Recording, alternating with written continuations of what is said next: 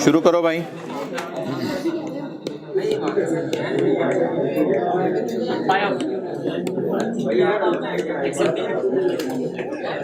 जी अस्सलाम वालेकुम। कैफ 5 लेक्चर 103। अच्छा, आज पहली दफ़ा आपको होमवर्क भी देने आज की क्लास का। तो आज की क्लास का जो होमवर्क है वो होगा ये क्या चक्कर है, वो होमवर्क होगा पास्ट पेपर का क्वेश्चन नंबर 10 निकालें। होमवर्क होगा पास्ट पेपर का question number 10।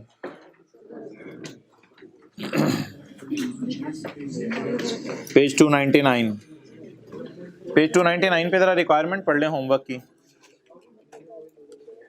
Prepare statement of comprehensive income for the year ended 31 दिसंबर 2000। ना यार बातें ना करो, देखो page 299 prepare statement of comprehensive income. आज की होमवर्क की रिक्वायरमेंट देखो स्क्रीन पे। एसओसीआई बनानी है इन अकॉर्डेंस विद रिक्वायरमेंट्स ऑफ खाला जी के standard. Compute the current tax and compute the deferred tax. तो भाईजान इस सवाल में फिर कैरिंग अमाउंट और टैक्स बेस का डाटा देगा हमें। अगर करंट टैक्स और डेफर्ड टैक्स अकाउंटिंग और टैक्स वाला डिफिनेशन देगा हमें सारी डिटेल देगा। तो इस सवाल में अगर आप आए तो डेप्रिसिएशन अभी तक चार्ज नहीं हुई। एक्सचेंज ऑफ एसेट की एंट्री याद है, पुराना एसेट जा रहा है नया आ रहा है। अच्छा, उसके बाद ये जिन्होंने टैक्स पढ़ा हुआ है उनको पता होगा इनिशियल डेप्रिसिएशन एक होती है, इनिशियल अलाउंस जिसे कहते हैं। तो ये पता है ये क्या डेप्रिसिएशन होती है? ये वो डेप्रिसिएशन होती है, अभी आपको होमवर्क में दे रहा हूँ, हल्का फुल्का डिस्कस कर रहा हूँ कि खरीदने के साल में ना जिस साल एसेट खरीदा जाता है तो टैक्स वाले कहते हैं 2 दफा डेप्रिशिएट करो, डबल डेप्रिसिएशन। एक दफा नॉर्मल तरीके से 25%, नहीं एक दफा 25% रेट लगाओ, एक दफा जो नॉर्मल रेट है वो लगाओ। तो पहले साल टैक्स वाले कितनी दफा डेप्रिशिएट करवाएंगे? 2 दफा। एक रेट ये हो गया, दूसरा रेट ये हो गया। और जो पहले साल फिर ये वाला रेट लगता है ना, ये पहले लगता है, फिर बीवी निकलती है एसेट की, फिर उस पर ये रेट लगता है 15%। तो ये सवाल के अंदर कॉन्सेप्ट है। एक प्रोविजन फॉर डाउटफुल डेट की एक एडजस्टमेंट है। और यार आपने IAS 10 पढ़ा हुआ है, यकम फरवरी हमारे साल के बाद कुछ हुआ है, कोई फर्क नहीं पड़ता। हमारे साल कोई हालात एग्जिस्ट कर रहे होंगे तो पता चला होगा ना। डेटर के बारे में हमने यही अज्यूम किया हुआ कि हमारे साल बुरे हालात थे, साल के एंड पे कुछ ना कुछ हालात होंगे कि एकदम डेटर बुरा हो गया। ऐसे ही पढ़ा था ना, वो 2 सिनेरियो याद है। डेटर और स्टॉक के बारे में अगर सवाल साइलेंट हो और साल के बाद भी हो जाए तो उसको एडजस्टिंग इवेंट लेंगे। तो ये एडजस्टिंग इवेंट होगा, ये इंशाल्लाह पढ़ेंगे। उसके बाद लोन है, ये IAS 23 क्या कहते हैं? इंटरेस्ट को कैपिटलाइज करो। और याद आ रहा है IAS 12 कहते हैं इंटरेस्ट को कैपिटलाइज नहीं करना, इंटरेस्ट को करंट टैक्स की वर्किंग में माइनस करना है। याद आ रहा है थोड़ा थोड़ा। और ये कोई वारंटीज हैं इनका है। तो सवाल की रिक्वायरमेंट क्या बोले? P&L बनाने। और भाई इस सवाल में मसला आपको आएगा या नहीं आएगा? थोड़ा बहुत आएगा ना मसला, कोई आधी एडजस्टमेंट में मसला आएगा। तो भाईजान आज आपके लिए एक तोहफा है, लेक्चर 103 पार्ट बी, ये अपलोड होगा। ये होमवर्क है। इस होमवर्क की डिस्कशन लास्ट टाइम मुझे करते करते 1 घंटा 37 मिनट लग गए थे। अब आप मुझे बता दें कि पहले सवाल करेंगे या डायरेक्ट वीडियो देख के साथ साथ जो पहले सवाल करेंगे, फिर वीडियो 2x पे देखेंगे या 1x पे, 1.5 पे। तो ये भाईजान सवाल है, इस जैसा सवाल बड़ा जबरदस्त सवाल है। IAS 12 भी है, फाइनल अकाउंट भी है, यानी करंट और डेफर्ड टैक्स की वर्किंग भी है, फाइनल अकाउंट भी है। इसको आज ही कर लेने खुदा के लिए, इसको किसी अगली क्लास के लिए पेंडिंग मत छोड़िएगा। कल से वैसे ही IFRS 15 शुरू हो जाने, उसका होमवर्क मिला करने, उसमें छोटे छोटे सवाल होंगे। होमवर्क में इतने बड़े बड़े फाइनल अकाउंट जैसे सवाल नहीं होंगे। लेकिन ये याद रखिएगा, इस सवाल के लिए आपको बाद में टाइम नहीं मिलेगा। जब ये आप क्वेश्चन 10 कर लेंगे ना, तो फिर मैं आपको फरवरी के अंदर क्वेश्चन 11 होमवर्क में दूंगा, क्योंकि क्वेश्चन 11 की भी सेम रिक्वायरमेंट है। फिर मैं फरवरी में क्वेश्चन 11 होमवर्क में दूंगा, फिर जिसको मैं डिस्कस करूंगा बाद में। तो लेकिन क्वेश्चन 10 आपने किया हो तो। और ये ना 103 जो पार्ट बी है ना, इसमें लास्ट टाइम वाला है ऑब्वियसली। तो पेज नंबर मैं किताब का गलत बोल रहा हूँ, 500 कुछ, पेज नंबर इग्नोर कीजिएगा। पेज नंबर ये है 298। तो चलें जी, लेट्स स्टार्ट।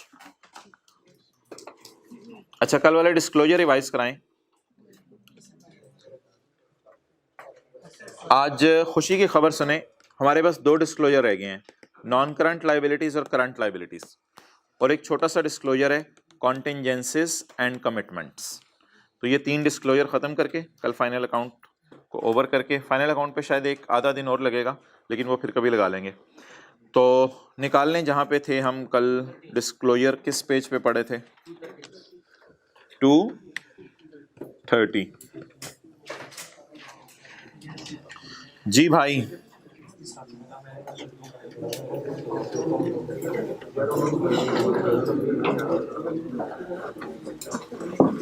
कल हमारे डेटर थे, याद आ रहा है, डेटर थे एसोसिएटेड रिलेटेड पार्टीज, उनका क्या डिस्क्लोज करना था, नाम, एसएल और पीएल, सारे 12 महीनों में जो हाईएस्ट कैरिड डाउन था वो बताना था नरेटिव फॉर्म में, पास ड्यू नरेटिव फॉर्म में बताना होता है, पास ड्यू में ओवर ड्यू होगी इसकी date, bad debt written off, और bad debt written off carried down तक पहुंचते हुए माइनस हो चुके होते हैं, इसलिए डेटर के अकाउंट में मैंने शो करके समझाया था, और प्रोविजन अकाउंट में पड़ी होती है डेटर के, तो ये भी बताना था, और अगर प्रोविजन की रिवर्सल है ये भी बताना था।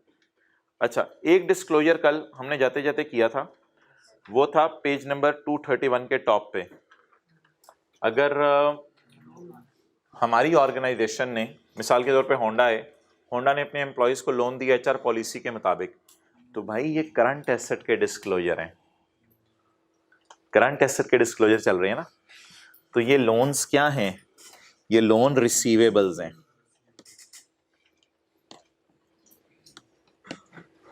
ये लोन्स क्या हैं, लोन रिसीवेबल, जिसको कहते हैं लोन ऑब्टेन्ड नहीं, लोन ग्रांटेड टू एम्प्लॉइज, इसे लोन ग्रांटेड टू कहते हैं। लोन अगर आपने एम्प्लॉय को दिया है ग्रांटेड टू एचआर पॉलिसी के मुताबिक, तो डिस्क्लोजर देने की जरूरत। अगर लोन आपने suppliers of goods and services को दिया है, मिसाल के तौर पे होंडा कार्स है, होंडा कार्स को सप्लायर ऑफ गुड्स है टायर वाले, और सप्लायर ऑफ सर्विसेज है पीडब्ल्यूसी फर्म वाले जो कि इनका ऑडिट करते हैं, अगर उन्होंने आके इनसे लोन मांग लिया तो भी डिस्क्लोजर की जरूरत। अगर एम्प्लॉय को एचआर पॉलिसी के खिलाफ दिया और 10 लाख से ऊपर दिया तो डिस्क्लोजर की जरूरत है। और अगर इसके अलावा किसी और कंपनी ने आपसे मांगा, सब्सिडरी ने मांगा, कोई आपकी अपनी कंपनीज, नेबरहुड कंपनीज, सब्सिडरीज भी हो सकती हैं आपकी भाईजान, सब्सिडरी ने लोन मांगा और वो 10 लाख से ज्यादा है तो डिस्क्लोजर देने की जरूरत है। ये बात आप पढ़ लें जो मैंने समरी करके लिखी हुई है, लॉ में कहाँ लिखी हुई है, इन respect of loans and advances, लेकिन ऊपर लिखा करें लोन रिसीवेबल वाला, लोन रिसीवेबल वाला, in respect of loans and advances other than those to employees as per HR policy and other than those to suppliers of goods or services। तो other than को bracket में ले लें और अब बताएं other than का मतलब।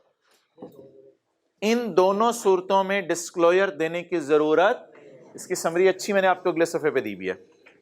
इन रिस्पेक्ट ऑफ लोन्स, अब पढ़ें, इन respect of loans and advances the name of the borrower, ठीक है, किसने लोन लिया हुआ है, and the terms of the, क्या मतलब, कैसे कैसे वापस करना है, या लोन या एडवांस। अगर लोन कितने से ज्यादा है, 10 लाख से ज्यादा है, together with particulars of security, और साथ साथ आपने सिक्योरिटी क्या रखवाई हुई है, क्लियर, सिक्योरिटी आपने रखवाई होगी या आपके एम्प्लॉय ने आपके पास रखवाई होगी, एम्प्लॉय ने रखवाई होगी। तो बता दें येलो में जो मैं हाईलाइट करने लगा हूं, एक जो नीचे हुआ है वो नहीं, वो मैं किसी दिन आपको पढ़ाना है 4th और 5th शेड्यूल।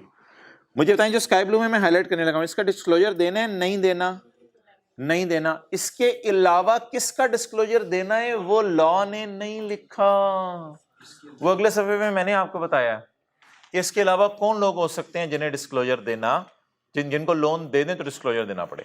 अब अगर इन लोगों को आपने लोन दे दिया है और 10 लाख से ज्यादा है, तो इन लोगों को अगर लोन दे दिया तो 10 लाख से ज्यादा है, तो बताएं जी क्या क्या डिस्क्लोज करना है, name, name, number 2 terms of, या लिखें लिखें ताकि याद भी हो, टर्म्स ऑफ, और तीसरी चीज क्या डिस्क्लोज करनी है, कोलेटरल, सिक्योरिटी, उन्होंने क्या सिक्योरिटी रखवाई हुई है। ये तो मुझे लग रहा है नैरेटिव डिस्क्लोजर होगा सारा, नरेटिव डिस्क्लोजर होगा जिसमें लिखा होगा कि ये चीज़ें हमने उसको जो है वो लोन दिया था, तब इसने वापस करना है और ये इसने कोलेटरल रखवाया हुआ है।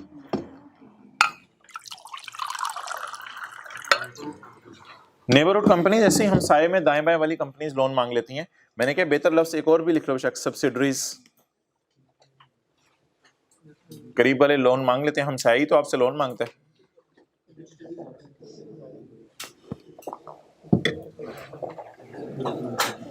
ओके, अब इसका जो हमने सवाल किया था कल कौन सा था? क्वेश्चन नंबर, लिख लें क्वेश्चन नंबर 3, पेज नंबर 415।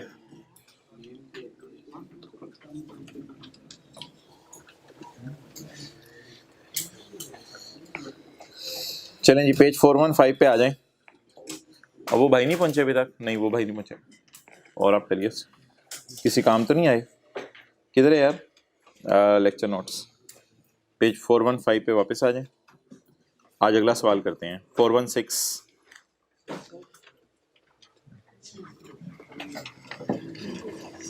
हाँ, आ गए हैं ये भाई। तो भाईजान ये एक डिस्क्लोजर है जो आज आपसे बात कर रहा हूं। ये एक डिस्क्लोजर है जो आज पहले हम बनाएंगे और बाद में पढ़ेंगे ये बनता कैसे है।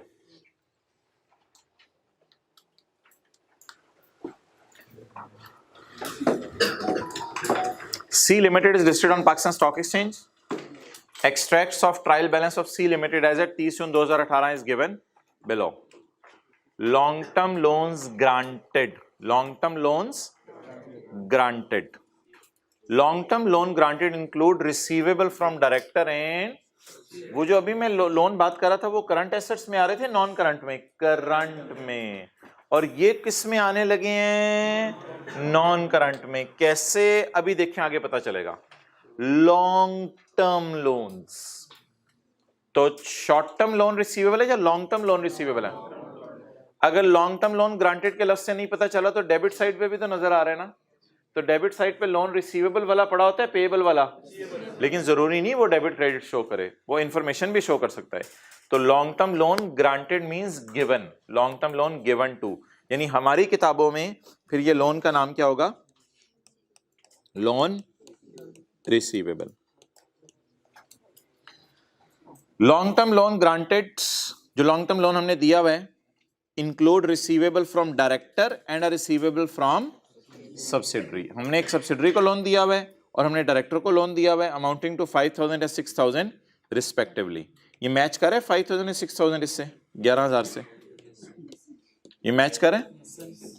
तो लोन रिसीवेबल का टी अकाउंट बनाएं। आज मैं उधर व्हाइट बोर्ड पे नहीं बना रहा, लोन रिसीवेबल का टी अकाउंट। और कैरी डाउन इधर ही आएगा ना, एसेट वाला है। अगर लाइबिलिटी वाला कैरी डाउन होता तो इधर आता। कैरी डाउन बताएं, 11000। इसके टोटे टोटे करें, 5000 और 5000 किससे रिसीवेबल है? डायरेक्टर से। और 6000 सब्सिडरी से। अब इसको किस फॉर्म में लिख दें? टेबुलर फॉर्म में लिख दें या डिस्क्रिप्टिव फॉर्म में लिख दें? टेबुलर, यानी कि टेबल सा बना देना, एक लाइन आ रही हो फिर आगे अमाउंट्स आ रही हो। तो चलें जी,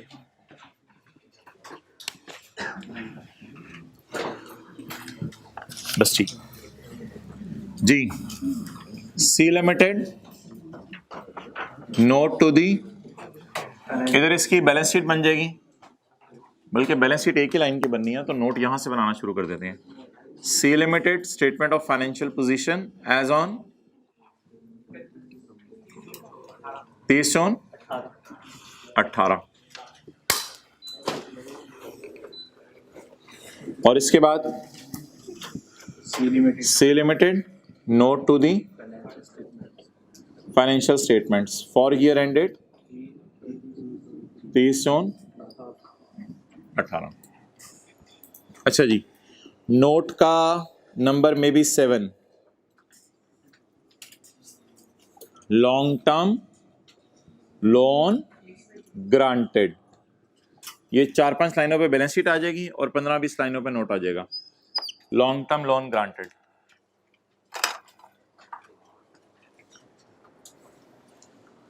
जी डेबिट साइड पे जो लोन नजर आ रहा है ये कौन सा वाला है?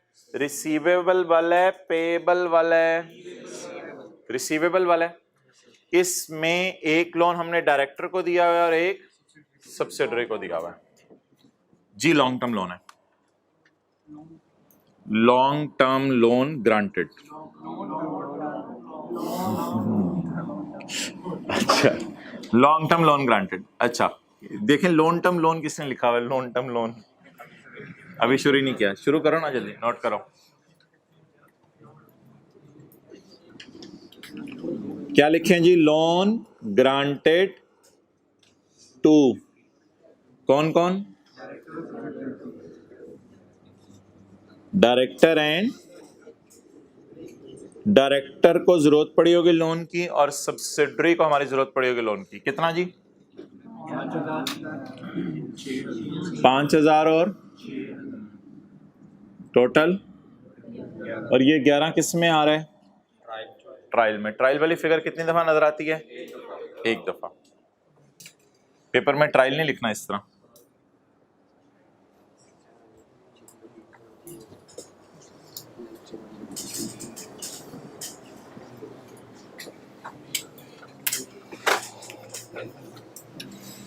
आ जाओ बता दें यार इसका मतलब 2000 receivable from subsidiary is due. यार ड्यू का मतलब डेटर्स के रिसीवेबल्स के लिए रिसीवेबल्स और क्रेडिटर्स टाइप चीजों के लिए पेएबल। तो ड्यू का मतलब रिसीवेबल लिखें। ड्यू का मतलब रिसीवेबल। एसेट्स के लिए ड्यू का मतलब रिसीवेबल। हमारी डिस्कशन एसेट पे चल रही है। यार 6000 है सब्सिडरी का जो रिसीवेबल, उसमें 2000 रिसीवेबल एक साल के अंदर अंदर मिल जाना है।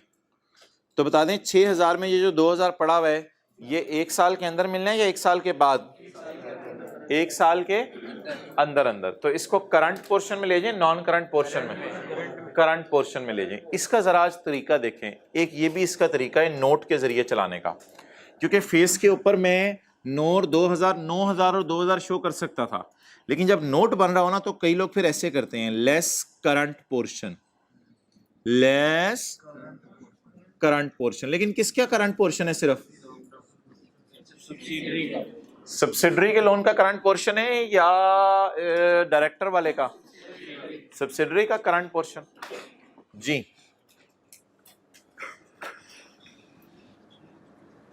कितना? 2000। बाकी कितना बचा?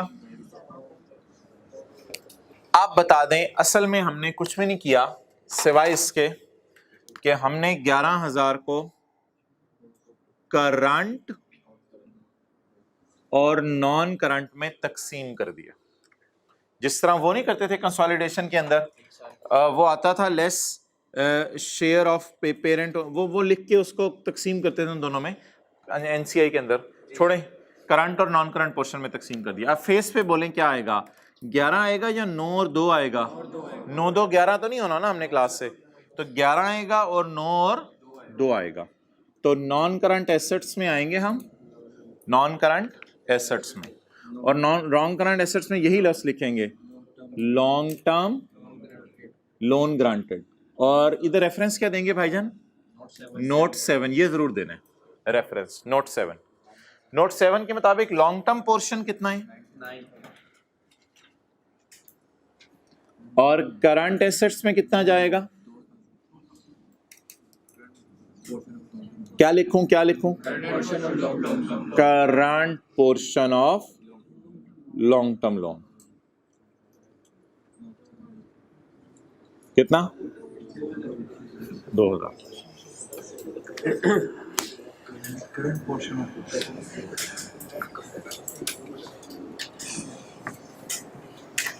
लोन रिसीवेबल है, याद रखिएगा लोन रिसीवेबल है। ओके चलें जी आगे।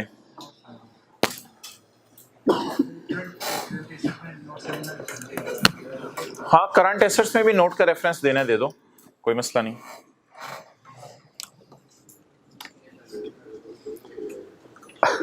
अच्छा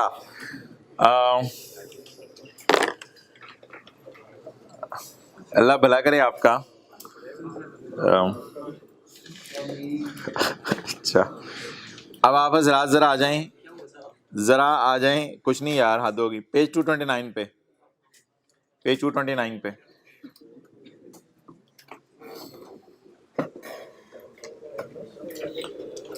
एक हमने लोन, साथ साथ पढ़ते रहे ना, एक उंगली उधर रखें, एक उंगली इधर हो। लोन एक हमने किसको दिया हुआ है, पेज नंबर 229, और दूसरा लोन हमने दिया हुआ है टू जानने वाले। यार ये मैंने बताया था, ये जो कंपनी लॉ है ना, इसमें एसोसिएट से मुराद एसोसिएटेड कंपनी नहीं होती, एसोसिएट से मुराद सब्सिडरी, एसोसिएटेड कंपनी सारी होती हैं। तो भाईजान अब डायरेक्टर के लोन के 2 डिस्क्लोजर और एसोसिएट के लोन के 6 डिस्क्लोजर, ये ऑलमोस्ट कल वाले हैं, ये नए हैं। डायरेक्टर के लोन के कितने डिस्क्लोजर, 2 डिस्क्लोजर देने हैं, और सब्सिडरी के लोन के 6 डिस्क्लोजर देने हैं। क्लियर? अच्छा, अब आप थोड़ा सा विजुअलाइज करें, नेस्ले कंपनी है, उसने अपने डायरेक्टर को लोन दे दिया, ज़हन में आ गया, डायरेक्टर को लोन दे दिया, तो यूजर क्या पूछेगा, the purpose for which loan were made.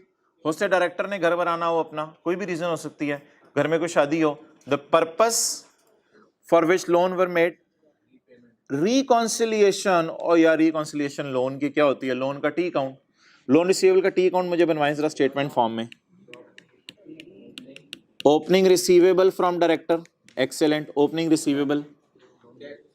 Loan granted, loan और भी तो दे सकते हैं ना उसको, loan granted, loan repayment by him, और आगे नहीं इंटरेस्ट को अलग रखते हैं, ये प्रिंसिपल की बात कर रहा हूं, ये प्रिंसिपल का बनता है सिर्फ। Closing, it is called as reconciliation. ठीक है जी, नहीं वो तो अभी आ रहा है, सबर। तो भाई डायरेक्टर को अगर हम लोन दे दें तो कोई ना कोई ओपनिंग रिसीवेबल होगा, हो सकता है उसे और लोन दे दें, हो सकता है वो लोन वापस कर दे। तो फर्ज करें 10 रुपए का लोन उसे पिछले साल दिया हुआ था, इस साल 5 रुपए का और दे दिया, उसे प्रेशर गन पॉइंट पे डाला, उसने 3 वापस कर दिया, अभी तक कितना रिसीवेबल है, 12। उसे लोन देने की होगी लोन रिसीवेबल डेबिट, उसे लोन वापस लेने की क्या एंट्री होगी, ब्रॉड डाउन कैरी डाउन की एंट्री नहीं होती। इसका क्या नाम है, रिकॉन्सिलिएशन। बना लें, क्योंकि हमारे सवाल में रिकॉन्सिलिएशन जरा आसान है, इसलिए ये वाली बना लें।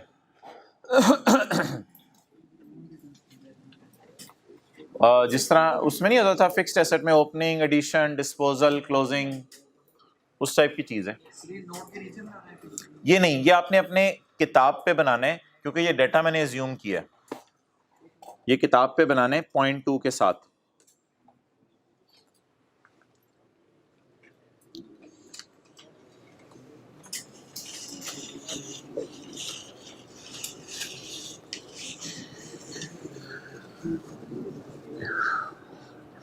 जी, कहानी को विजुअलाइज करें और दोबारा सोचें, साल के शुरू में कितना लोन लेना था डायरेक्टर से हमने, डायरेक्टर ने लोन वापस क्या करना था, डायरेक्टर ने और लोन मांग लिया, डायरेक्टर ने कहा छोटी बेटी की भी शादी आ गई है, रिश्ता मिल गया, और लोन चाहिए, loan receivable debit, cash credit, और फिर cash debit, loan receivable credit.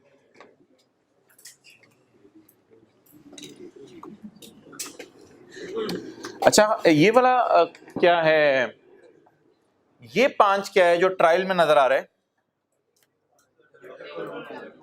ये इन चारों में से, चारों फिगर्स में से कौन सा है, पोस्ट क्लोजिंग ट्रायल होता है ना, पोस्ट क्लोजिंग ट्रायल गिवन होगा ना ऐसे सवालों में जिसमें डिस्क्लोजर मांगना है, क्योंकि एंट्रीज वगैरह तो सारी हो चुकी होंगी।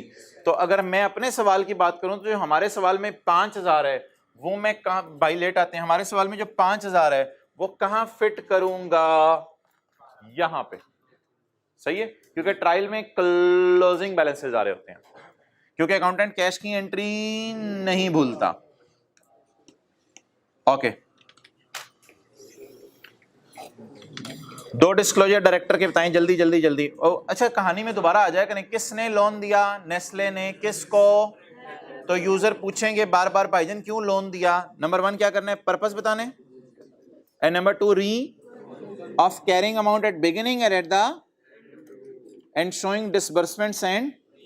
ये डिसबर्समेंट कौन सी है? 5 रुपए वाली 3 रुपए वाली? डिसबर्समेंट नहीं, 3 ना रीपेमेंट होती है, डिसबर्समेंट होती है हमारी तरफ से। तो डिसबर्समेंट 5 है,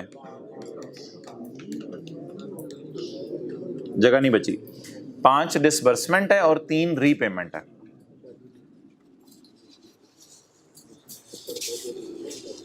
डायरेक्टर मेरे पास आएगा तो हम उसे लोन डिसबर्स करेंगे, वापस नहीं मांगे, डिसबर्स लोन देना।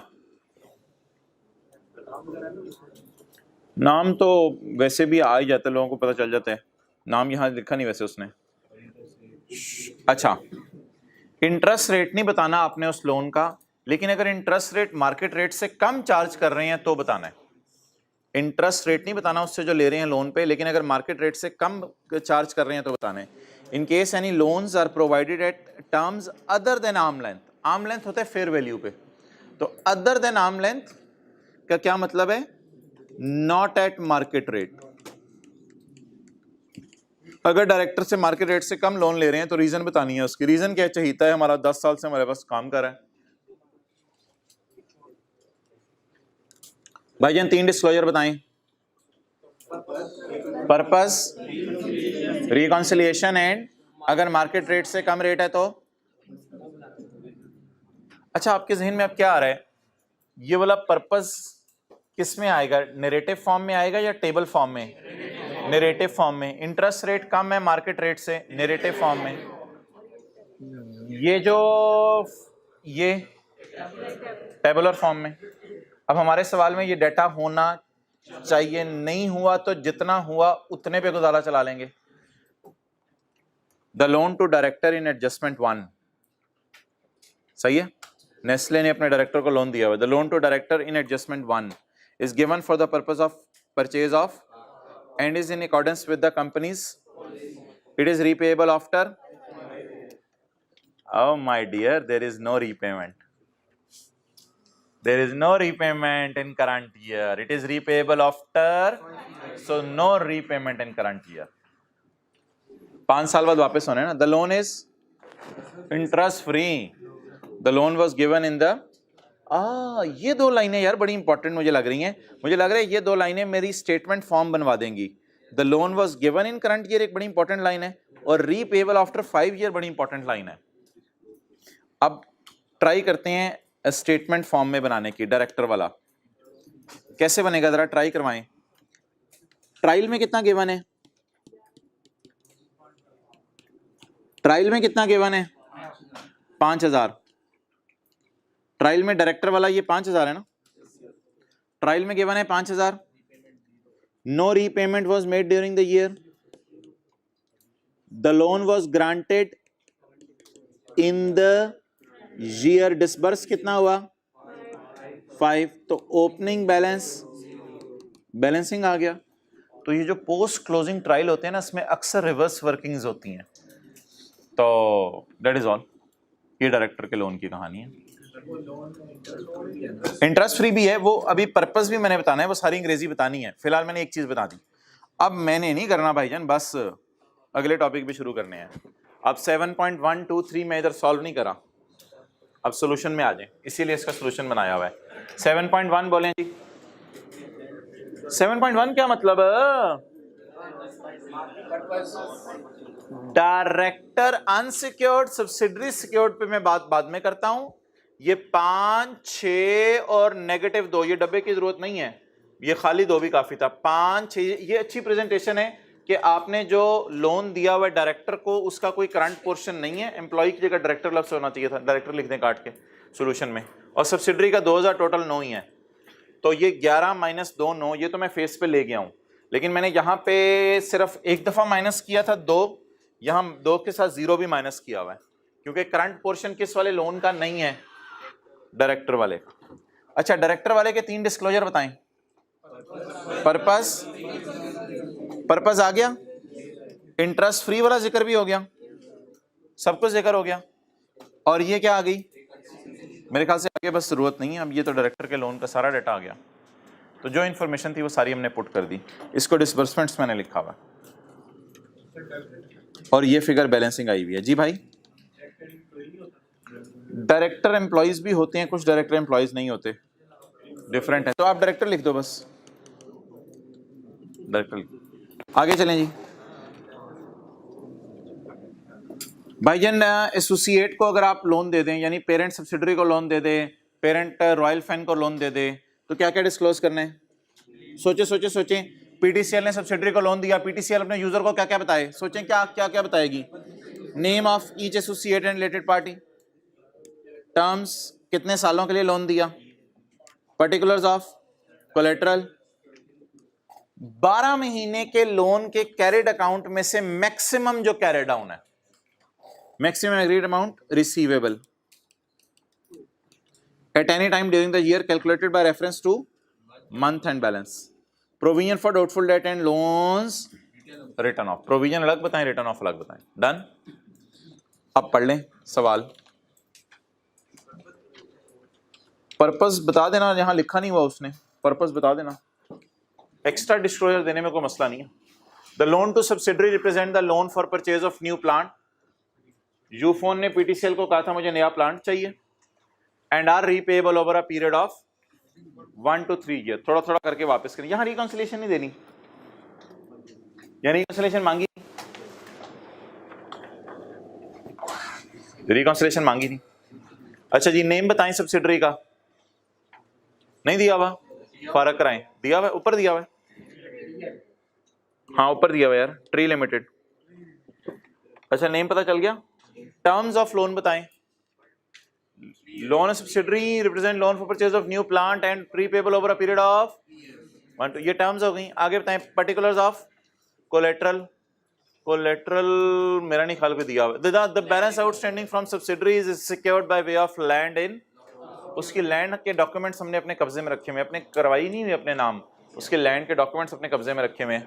ये कोलेटरल हो गया। Maximum aggregate amount, the maximum aggregate amount due, due का मतलब लिखें receivable, receivable from subsidiary at the end of any month was 9,000। यार ये 9,000 क्या होता है? ये 9,000 खुदा के लिए ट्रायल से मैच ना कराइएगा। ये 9,000 होता है पूरे साल में 12 महीने में किसी भी वक्त हमने उससे कितने पैसे मैक्सिमम लेने थे। अच्छा, no provision and return of is required in respect of this loan. तो ये सारे डिस्क्लोजर देने हैं। अब हम सॉल्यूशन में आते हैं।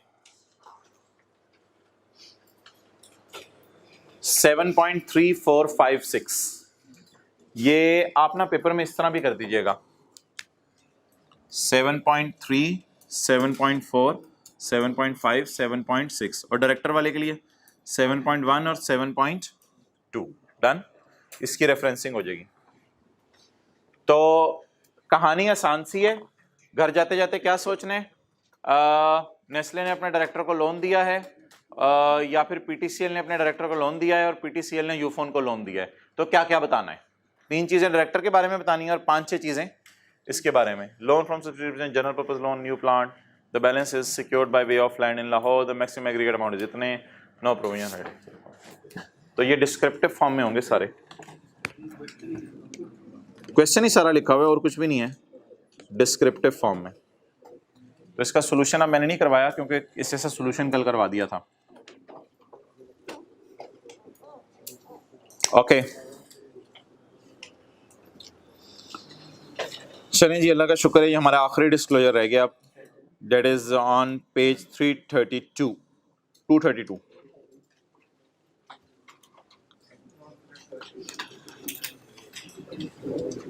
पेज 232। अच्छा, इसके डिस्क्लोजर का क्वेश्चन नंबर लिख लिया और पेज नंबर। कौन सा क्वेश्चन है? Question 4, page number 416।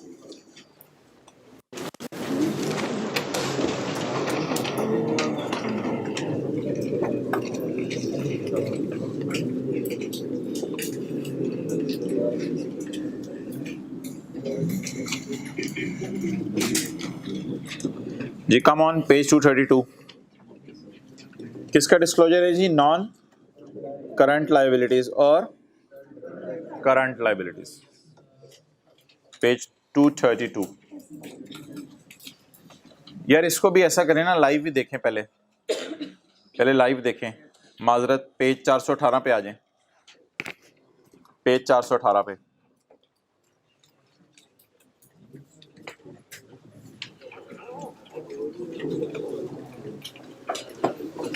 Honda statement of financial position as at 30/6/2015। Non current liabilities में होंडा के क्या आ रहा है? Long term. ये लिया हुआ है या दिया हुआ है? भाईजान ये लाइबिलिटीज में आ रहा है, ये लोन लिया हुआ है। इसकी तफसील किस नोट में है? नोट नंबर 10 में। करंट लाइबिलिटीज में अगर कोई चीज समझ नहीं आ रही तो मेरे से पूछ लें। Current portion of long term loan, ये बैलेंस शीट का मुंह है, ये बैलेंस शीट का मुंह है। Current portion of long term loan done. Short term loan समझ आ गया, थोड़े अर्से के लिए लिया हुआ है, 2-3 महीने के लिए। Unclaim dividend, unpaid dividend. Unclaim बताया था कि कुछ लोग ले गए हैं अभी तक, कुछ लोगों ने क्लेम नहीं किया। और अनपेड का मतलब है कि कोई भी अभी तक आके नहीं लेके गया, क्योंकि कंपनी ने अभी बांटना ही शुरू नहीं किया, अनाउंस कर दिया, अभी पे करना शुरू नहीं किया। ट्रेड एंड अदर पेएबल्स, ये तो काफ़ी तफसील होती है ना, ट्रेड एंड अदर पेएबल्स में तो पता नहीं क्या क्या आता है बिजनेस के। और सिक्योरिटी डिपॉजिट इंशाल्लाह आज करेंगे। मार्कअप इंटरेस्ट पेएबल आ जाए और करंट टैक्स पेएबल। ये करंट लाइबिलिटीज का मुंह बन गया या फेस बन गया? अच्छा अब ना जी, नहीं यार, वो तो फिर आगे तफसीलात हैं। वैसे लॉ मेकर सारी चीज़ों को एड्रेस करता है। असल में आप समझ लो 29 दिसंबर की रात को अनाउंस किया और फिर आपने लोगों को भी कहा यार लेने जरा बाद में आ जाना, कोई भी रीज़न बन सकती है। ओके, लॉन्ग टर्म लोन, लेकिन कंपनी लॉ के एतबार से ये चीज़ होगी ज़रूरी, हमारे एतबार से नहीं। बस अनपेड का लफ्ज़ आया तो अनपेड लिख देंगे हम पेपर में। अच्छा जी, नोट नंबर 10 क्या था? लॉन्ग टर्म लोन, यानी लोन लिया, लोन लिया। अब होंडा के ओनर्स ने होंडा से पूछा भाईजान किससे लोन लिया है, जरा जाके बताओ तो सही, लोन दिया किसको है? हम अभी बात कर रहे हैं डायरेक्टर्स को और सब्सिडरी को। अब सवाल ये, लोन लिया किससे भाईजान, किससे पैसे ले रहे हो? तो ये नोट 10 है, ये नोट 10 का आगे ब्रेकअप आ रहा है कि हमने लोन लिया हुआ है हबीब बैंक से, और ये क्या है? सिक्योर्ड, और एसोसिएट का अनसिक्योर्ड। यार इधर भी मैंने आपको थोड़ी देर पहले दिखाया था, डायरेक्टर्स वाला अनसिक्योर्ड था, इससे सिक्योरिटी नहीं ली हुई थी, इससे लैंड की सिक्योरिटी ली हुई थी। तो ये लाइन भी पेपर में साथ लिखा आया करें। आपको याद है सब्सिडरी से लैंड की सिक्योरिटी ली हुई थी, अभी लाहौर में लैंड थी, और ये अनसिक्योर्ड था। अच्छा, अब हमने दिया हुआ या लोन लिया हुआ है?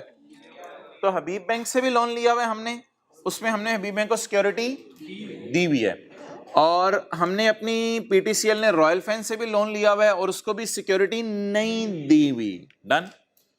तो ये एक तरह का ब्रेकअप टाइप बन जाएगा, किसका बोलें? लॉन्ग टर्म लोन का। अच्छा जी, आगे यार कौन सा नोट आ रहा है? 10 हो गया, 11 किसका ब्रेकअप देखें? शॉर्ट टर्म लोन का ब्रेकअप। चलो देख लेते हैं शॉर्ट टर्म लोन का ब्रेकअप। शॉर्ट टर्म लोन का क्या मतलब है? 2, 4, 6, 10 महीने के लिए लिया हुआ लोन। ये किससे लिया हुआ है? ये एमसीबी से लिया हुआ है, एक सब्सिडरी से लिया हुआ है, और हमने डायरेक्टर से लोन लिया हुआ है। डायरेक्टर का लेवल चेक करें, हमारा नहीं, डायरेक्टर का लेवल चेक करें, डायरेक्टर ने हमें लोन दिया हुआ है। यार इन सारी चीजों की क्या एंट्री होती है प्लीज यार, ये कोई चीजें मुश्किल नहीं है। कैश, डेबिट, लोन, क्रेडिट, ये जो लॉन्ग टर्म नेचर के हैं, और ये तो एंट्री जरा समझ हो तो बंदे को पता होता है किधर खड़े हैं हम, कितने पानी में है। अच्छा भाईजान, डायरेक्टर से लोन क्यों लेना पड़ा? इतनी क्या मौत, डायरेक्टर से क्यों लोन लेना पड़ा? क्या मजबूरी आ गई? The loan is obtained for buying a new sales centre in, तो बिल्डिंग वगैरह हमने कोई सेल्स सेंटर लाहौर में लेना था, उसके लिए हमने डायरेक्टर को जाके कहा यार पैसे दे दे, डायरेक्टर ने कहा ये लो। अच्छा जी, और किसका ब्रेकअप देना पड़ा है हमें? Trade and other payables. ये क्या है यार? डेटर में भी कल हमने पढ़ा था रिलेटेड पार्टीज हो सकती हैं, डेटर्स में कल रिलेटेड पार्टीज पढ़ी थी, तो क्रेडिटर में भी तो रिलेटेड पार्टीज हो सकती हैं। तो क्रेडिटर में भी रिलेटेड पार्टीज हो सकती हैं, क्रेडिटर में रिलेटेड पार्टीज और अदर्स। अच्छा, इसमें ना प्रोविजन का नोट, बैड डेट का, उन चक्रों में नहीं पड़ते, क्योंकि ये तो क्रेडिटर है हमारे, ये तो पेएबल है, ये तो बैड नहीं होंगे ना, ये तो वो हम इन्हें ना दें तो फिर और बात होगी। तो इसलिए इधर बैड डेट, प्रोविजन, ये वाली बातें नहीं होंगी जो कल डेटर में थी। आज क्रेडिटर में इस तरह की बातें नहीं है। यार ये पेएबल ना फ्रॉम प्रोविडेंट फंड अच्छा लफ्ज है, payable from provident fund, to भी लिखा होता है, फ्रॉम अच्छा लफ्ज है। प्रोविडेंट फंड के पैसे किसको देने होते हैं? इस फंड में से निकाल के किसको देने होते हैं पैसे? एम्प्लॉय को। किस वक्त? रिटायरमेंट के वक्त। अगर अभी अभी पे करना है, पता चल रहा है कोई एम्प्लॉइज, तो करंट में डाल दे, वरना नॉन करंट लायबिलिटीज में डालें। ये क्या है? Advances from liability to deliver car to customer. Honda ने सर आसिफ से गाड़ी के लिए कैश क्या कर लिया है? रिसीव कर लिया, लेकिन अभी गाड़ी डिलीवर नहीं की। इसकी एंट्री किसी को याद हो? Advance from customer. Good, well done. Cash debit, advance from customer, credit. Clear? ये क्रूड लायबिलिटीज क्या होती हैं भाईजान? रेंट पेएबल, बिजली के बिल पेएबल, एटसेट्रा, ये क्रूड लायबिलिटीज हैं। चलें, अब यहां लाके मैं दोबारा खड़ा करता हूं आपको। लॉन्ग टर्म लोन किससे लिया हुआ था? HBL से, और एक और लोन लिया हुआ था किसी से, एसोसिएट्स। शॉर्ट टर्म लोन भी कुछ लोगों से लिए हुए थे। अनक्लेम्ड अनपेड का सब नोट बनाने की जरूरत। ट्रेड एंड अदर पेएबल्स में काफी सारे पेएबल्स आ रहे थे। क्रेडिटर्स रिलेटेड पार्टीज भी आ रही थी, अदर्स भी आ रही थी, और इसी तरह बोले पेएबल फ्रॉम प्रोविडेंट फंड और एडवांस फ्रॉम कस्टमर और एक्रूड लायबिलिटीज। इसके ऊपर हमारे जो है ना 5-10 मिनट लगने हैं। सिक्योरिटी डिपॉजिट्स, ये आखिरी डिस्क्लोजर है इसका, ये देख लें। सिक्योरिटी डिपॉजिट्स,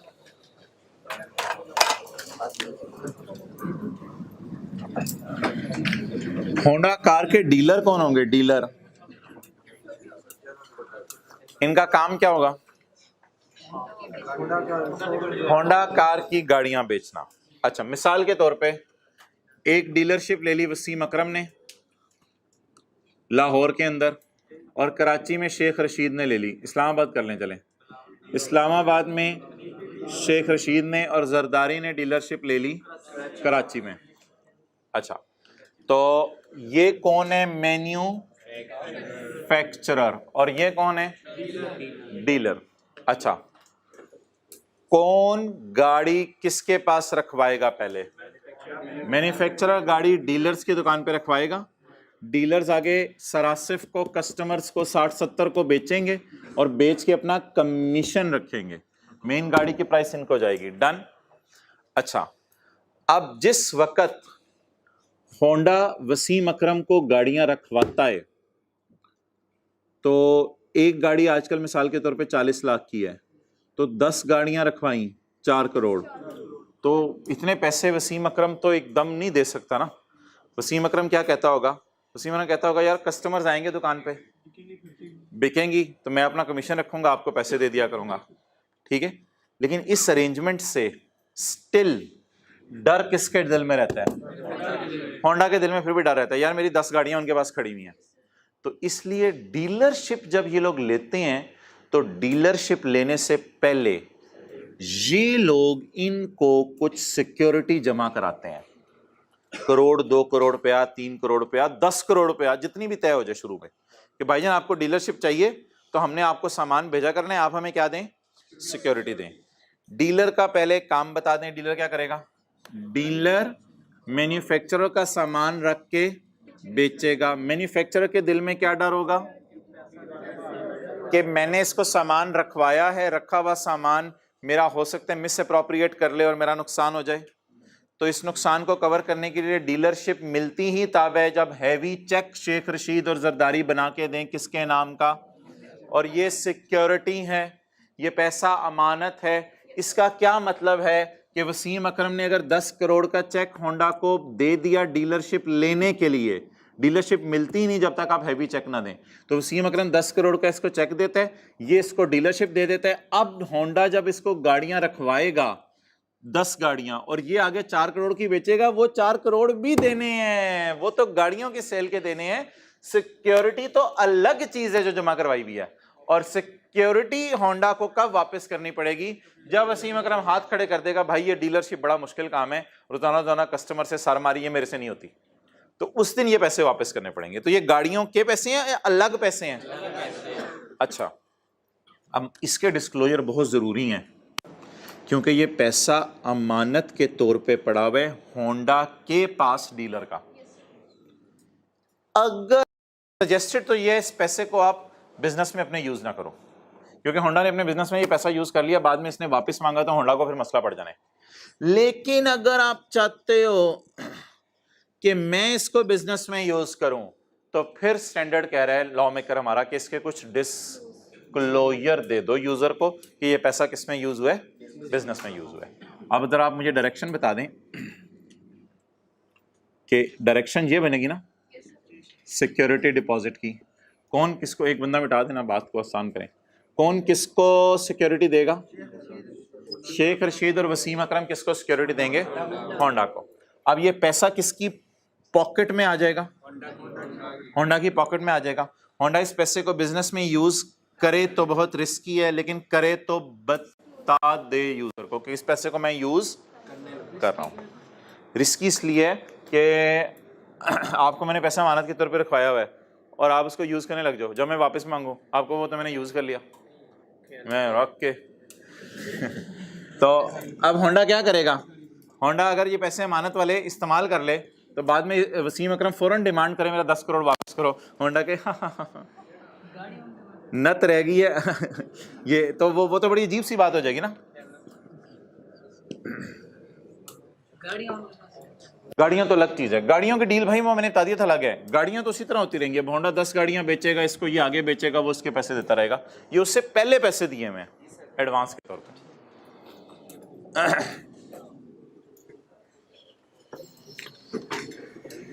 चलें जी, पेज 232 डिस्क्लोजर खत्म हो रहे हैं, साथ वालों को मुस्कुरा के देख लें, डिस्क्लोजर खत्म हो रहे हैं। पेज 232 भाईजान, पहले कौन सी लाइबिलिटी वो मैं भी नोट करने का टाइम दूंगा, अभी मैं उधर जाने बार बार। पेज 232 पहले कौन सी liability? Non current. Non current में कौन कौन था हमारे मिसाल में? एमसीबी था? नहीं, एचबीएल था और एसोसिएट था। गुड, एचबीएल था और एसोसिएट था। तो नॉन करंट लाइबिलिटीज के ऊपर पेज नंबर लिख लें, कौन सा था? 418।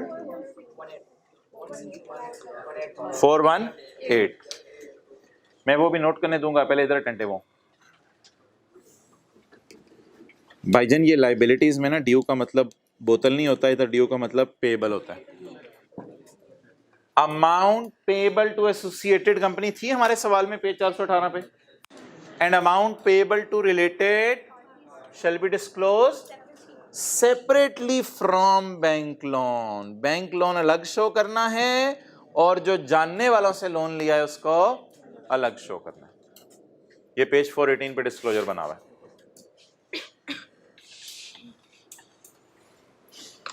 ज़ियारत कर लो,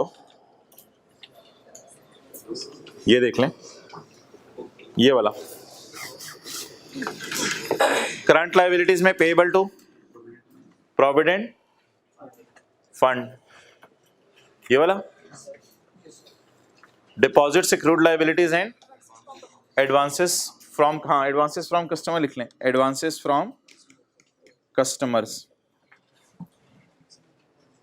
point 3 loan from bank and other financial institutions.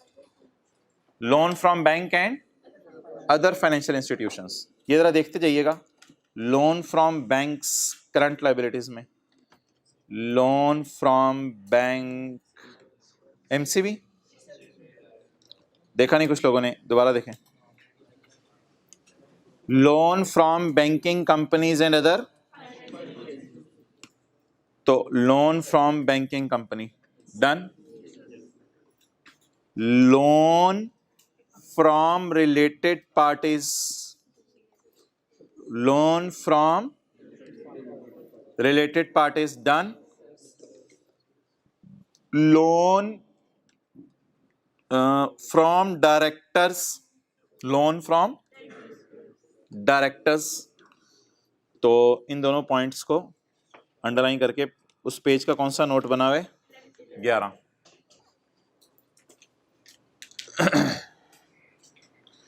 क्या है यार, कुछ भी नहीं है, ये ब्रेकअप्स बनाने होते हैं टेबुलर फॉर्म में, ठीक है। ओके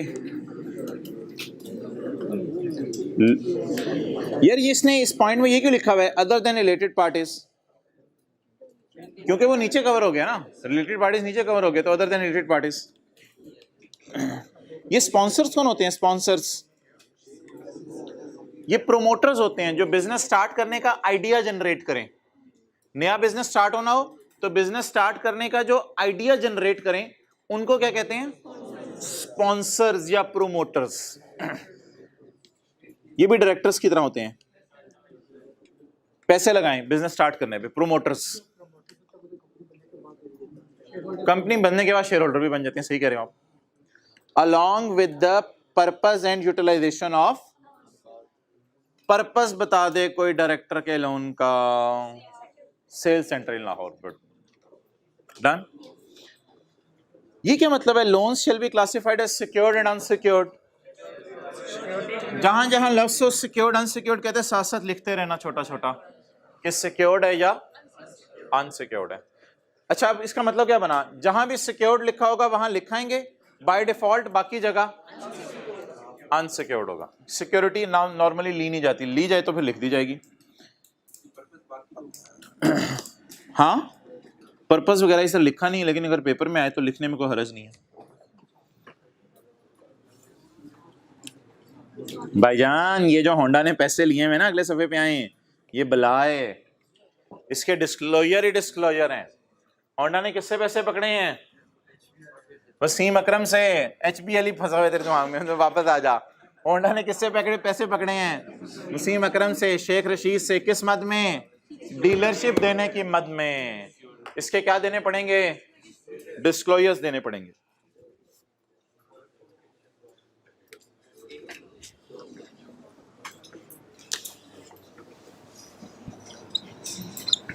ये एक लफ्ज़ वो लिखेगा अदर्स बार बार, इसका मतलब बता दें यार। जिंदगी में कभी भी अदर्स आए ना तो इसको देख लिया करें। तो अगर बिजनेस में आपने अमानत यूज कर ली, अमानत किसने दी? वसीम अकरम ने। 10 करोड़, 10 करोड़ अमानत पड़ी थी। 10 करोड़ में से 2 करोड़, 8 करोड़ अमानत ही अमानत है। ये तो अमानत है, ये भी इस्तेमाल बिजनेस में नहीं की, इसको हमने साइड पे लगाया हुआ है कि ताकि ये पैसे एकदम देने पड़ जाए तो कुछ तो पैसे हमारे पास पड़े हो। इसके लिए कौन सा लफ्ज़ यूज करेगा? अदर्स। तो ऐसा करते हैं ना, अमाउंट्स पे लिख लेते हैं, फिर डायग्राम बनाने का आपको एंड पे टाइम दे दूंगा। 10 करोड़, 2 करोड़, 1000 नहीं ना, थोड़ा डीलरशिप लिया यार, होंडा की हदों की, तो हजारों में बात करें, और 8 करोड़। बाइफरकेशन का मतलब बताएं। Bifurcation, breakup. Bifurcation of amount received as for cars to be delivered, for cars to be. अब ये 10 करोड़ पे जब पकड़ लिया हमने इसे डीलरशिप का, हमारी जिम्मेदारी क्या है? जब अब ये डीलर कहा जाएगा इसको गाड़ियां भेजा करेंगे, और वो फिर आगे गाड़ियां किसको भेजा करेगा? कस्टमर को। Bifurcation of amount received as security deposit for car to be delivered into amounts. Bifurcation किस किस में करनी है? Into amount used for company business and others. Others का क्या मतलब? नॉट यूज्ड इन बिजनेस, अमानत के तौर पे पड़ी हुई है, नॉट यूज्ड इन। अदर का मतलब है स्टिल अमानत। अमानत आया हुआ है क्लास में? स्टिल अमानत। अच्छा, मजा आ जाने कल IFRS 15 में, ओए हो अखीर हो जाना। IFRS 15 कोशिश करेंगे पावर पॉइंट पे हो, नहीं ऑनलाइन साल नहीं होगा। ओके नेक्स्ट, आगे बढ़ें जी। बिजनेस में कितना पैसा रख दिया भाईजान? बिजनेस के लिए कितना रख दिया है? 2 करोड़ और others 8 crore. 8 crore is still अमानत, स्टिल अमानत। अमाउंट यूज फॉर बिजनेस कितनी कितनी कितनी कितनी? 2 crore. Amount use for business from the security deposit, from security deposit must be in accordance with the requirements of Wasim Akram से लिखवाओ भाईजान, हम ये पैसा इस्तेमाल करेंगे बिजनेस में, आपको एतराज तो नहीं? वसीम अकरम कहेगा डीलरशिप दे दो, जो मर्जी करो मेरे पैसे का, डीलरशिप दो एक दफा मुझे। तो रिटर्न एग्रीमेंट उससे करें, और रिटर्न एग्रीमेंट जो होते हैं ना वो कंपनी लॉ की रिक्वायरमेंट्स पूरी करता है। रिटर्न एग्रीमेंट में पार्टीज के राइट्स ऑब्लिगेशंस कंपनी लॉ वाली होती हैं। And amount kept in separate account, ये 2 करोड़ नहीं होगी। सेपरेट अकाउंट में कौन सी अमाउंट रखी होगी? सोच के बताएं। अदर्स वाली सेपरेट अकाउंट में रखी होगी। ये तो यूज करने लग जाएंगे ना हम अपने बिजनेस में, तो ये अदर्स वाली होगी। ये सेपरेट अकाउंट में क्यों रखेंगे? ताकि हमारे बिजनेस में यूज ना हो जाए ना गलती से। तो amount kept in separate account, ये 8 करोड़। ये आईकैप ने भी यार इसी तरह का कोई डिस्क्लोजर दिया हुआ है। अब ये कुछ भी नहीं है, डिस्क्रिप्टिव फॉर्म है। कोई डिपॉजिट है डीलर से, आईकैप ने दिया हुआ deposit from dealer, is it a liability और एसेट? ओहो, पहले एंट्री तो कर लें यार। होंडा की बुक्स में हमने एंट्री नहीं की। बोले कैश डेबिट डिपॉजिट क्रेडिट, लेकिन डिपॉजिट क्या है? लायबिलिटी। ये लायबिलिटी कब वापस करनी है? 10 करोड़ की, जिसका डीलरशिप क्या हो जाएगी? कैंसिल हो जाएगी। डन।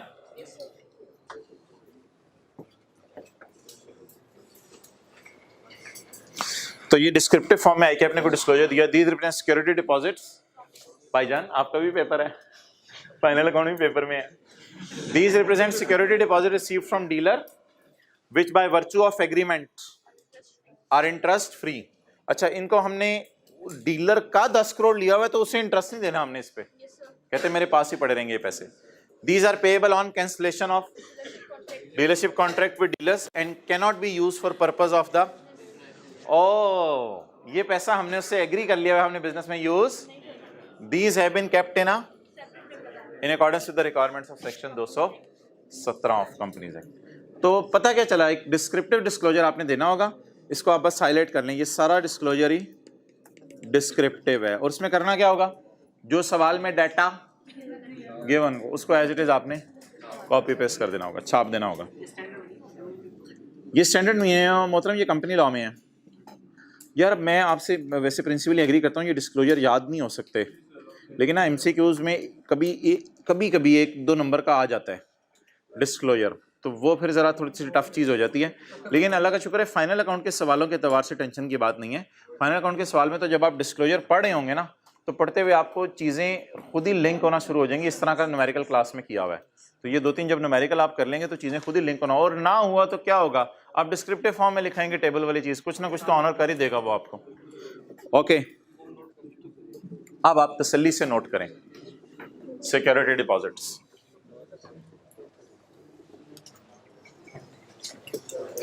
ये जर्नल एंट्री भी जरूर लिखिएगा।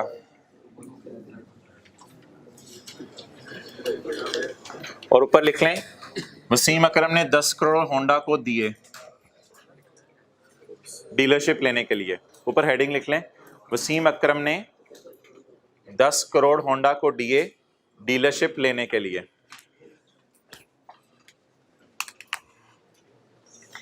IFRS 15 में ना टाइम पे आना है, क्योंकि एक एक कॉन्सेप्ट अगले कॉन्सेप्ट से लिंक होगा।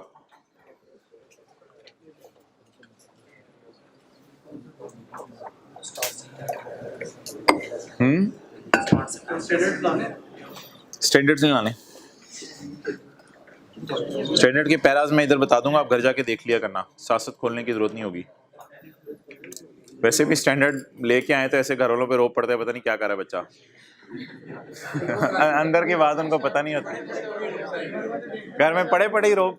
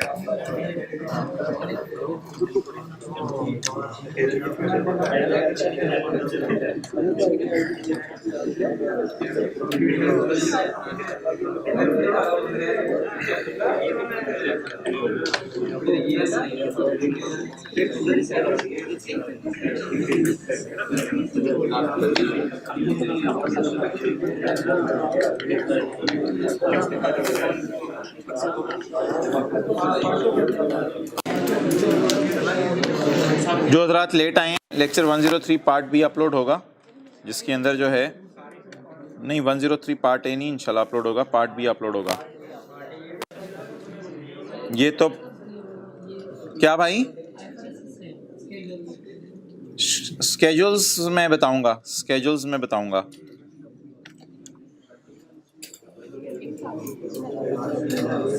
अच्छा भाई, एक चीज़ मेरे प्लान में नहीं थी, लेकिन अल्लाह का शुक्र है आप हजरात की बरकत से टाइम बच गया, तो इसलिए वो चीज़ अब मैं आपको करवाने लगा हूँ। न्यूमेरिकल है एक, क्योंकि कंटिजेंसी एंड कमिटमेंट्स हमारा रह गया, वो कल सुबह आके 10-15 मिनट में कर लेंगे, वो इतनी बड़ी चीज़ नहीं है। ओके यार, एक P&L का फॉर्मेट है नया, P&L का नया फॉर्मेट है, कभी सुना हुआ? क्लासिफाइंग एक्सपेंसेस बाय नेचर और क्लासिफाइंग एक्सपेंसेस बाय फंक्शन, नहीं सुना? Classifying expenses by nature and classifying expenses by function, बड़ा नीट सा करके ना एक फॉर्मेट बनाए अपने रजिस्टर पे। फिर न्यूमेरिकल करते हैं। Profit and loss, statement of comprehensive income, revenue, other income, total income, change in stock, change in stock, work in progress का और फिनिश गुड्स का, रॉ मटेरियल कंज्यूम्ड। कैसे आता है जरा जल्दी बताएं? Opening stock plus purchases minus closing stock, salaries, depre and amortization, उसके बाद अदर एक्सपेंसेस, उसके बाद फाइनेंस कॉस्ट, इसके बाद profit before less tax, profit after tax, less tax, current tax expense और डेफर्ड टैक्स एक्सपेंस, इसके बाद प्रॉफिट आफ्टर टैक्स, और आखिरी में क्या ऐड होता है बोलें? OCI, add OCI। Revaluation surplus और फेयर वैल्यू रिजर्व, ये दो चीजें हैं हमारे सिलेबस में। ये प्रॉफिट एंड लॉस का फॉर्मेट है जिसमें कॉस्ट ऑफ सेल नहीं आ रही। अभी ये फॉर्मेट आपको समझाता हूं। ये अजीब सा प्रॉफिट एंड लॉस का फॉर्मेट है। क्या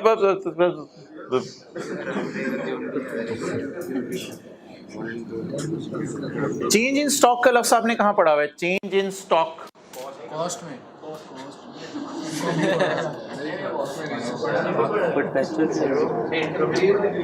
कैश फ्लो में पढ़ा था, सही आप पहुंचे, कैश फ्लो में पढ़ा था। Change in debtor, change in creditor, increase decrease in debtor creditor, increase decrease in stock, cash flow में। वो कह रहे मैं यही बताने लगा था। अच्छा चलो, अच्छा हो गया। अच्छा भाई, क्या तीन चीजें गायब हुई हैं? कॉस्ट ऑफ सेल, एडमिन और selling. Cost of sale, admin और सेलिंग गायब हो गए। ओके, पुराना फॉर्मेट क्या था? सेल, बाकी चीजें छोड़े, मैं पुराना फॉर्मेट ऐसे ही बस आपके सामने लिख रहा हूं। सेलिंग एक्सपेंसेस और अदर एक्सपेंसेस। अब अटेंटिव हो जाएं। ये जो नया फॉर्मेट है ना, ये कहता है, इन दोनों को तो छोड़े ना, ये तो स्टॉक है।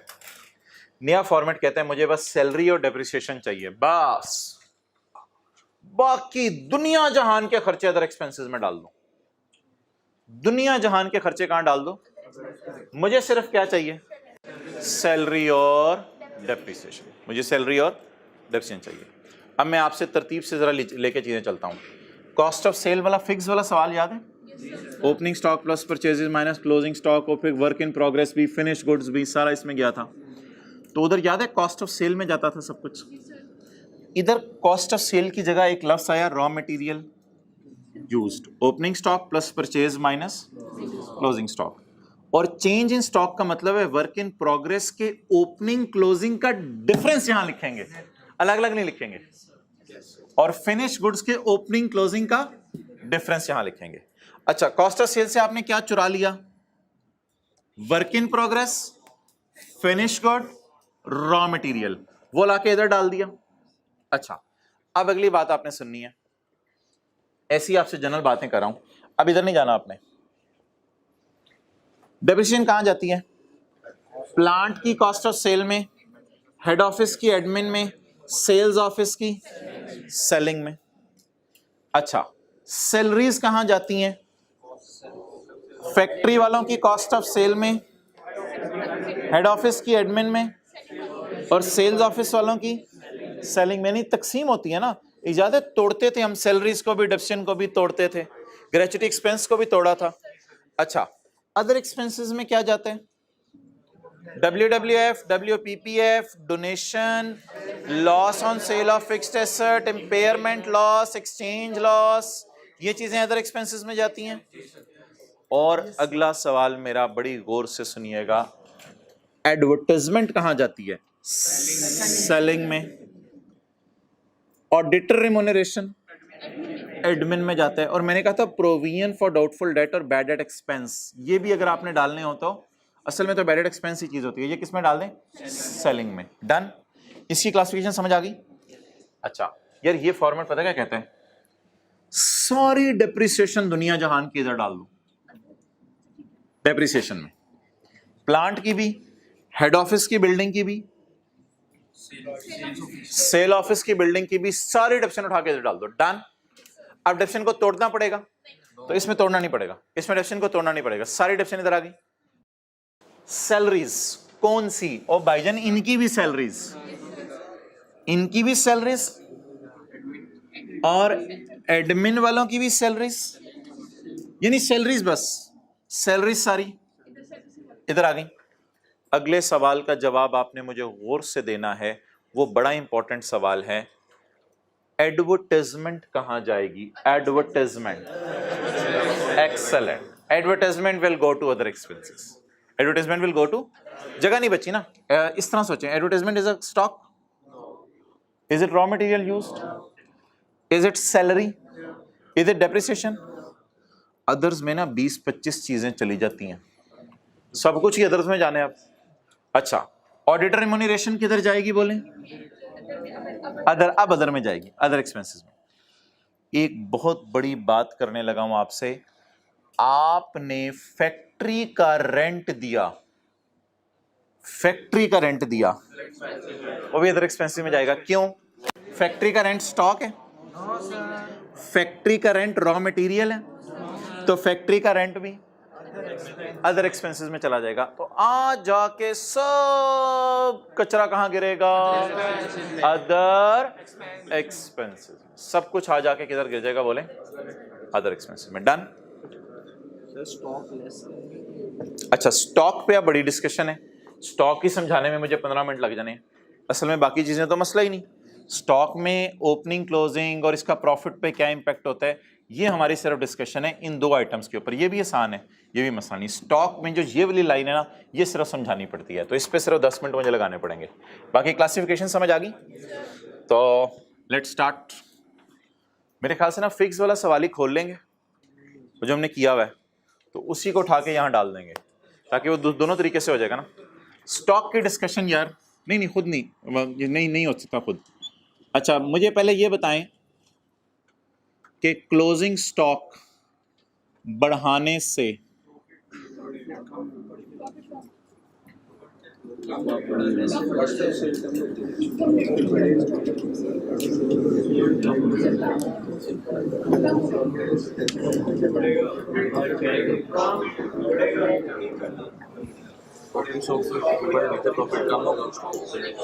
इसको ना अगर कभी भी पेपर में आ जाए और आपके पास थोड़ा सा टाइम आप निकाल सकें, तो आप इसको ना फिर चेक कर लिया करें खुद।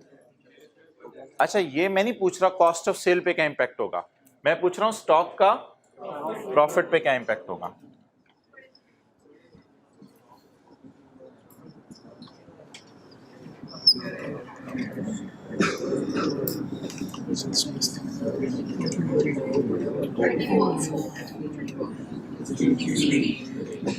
इस डेटा की बुनियाद पे तो आप कोई डिसीजन नहीं ले सकते।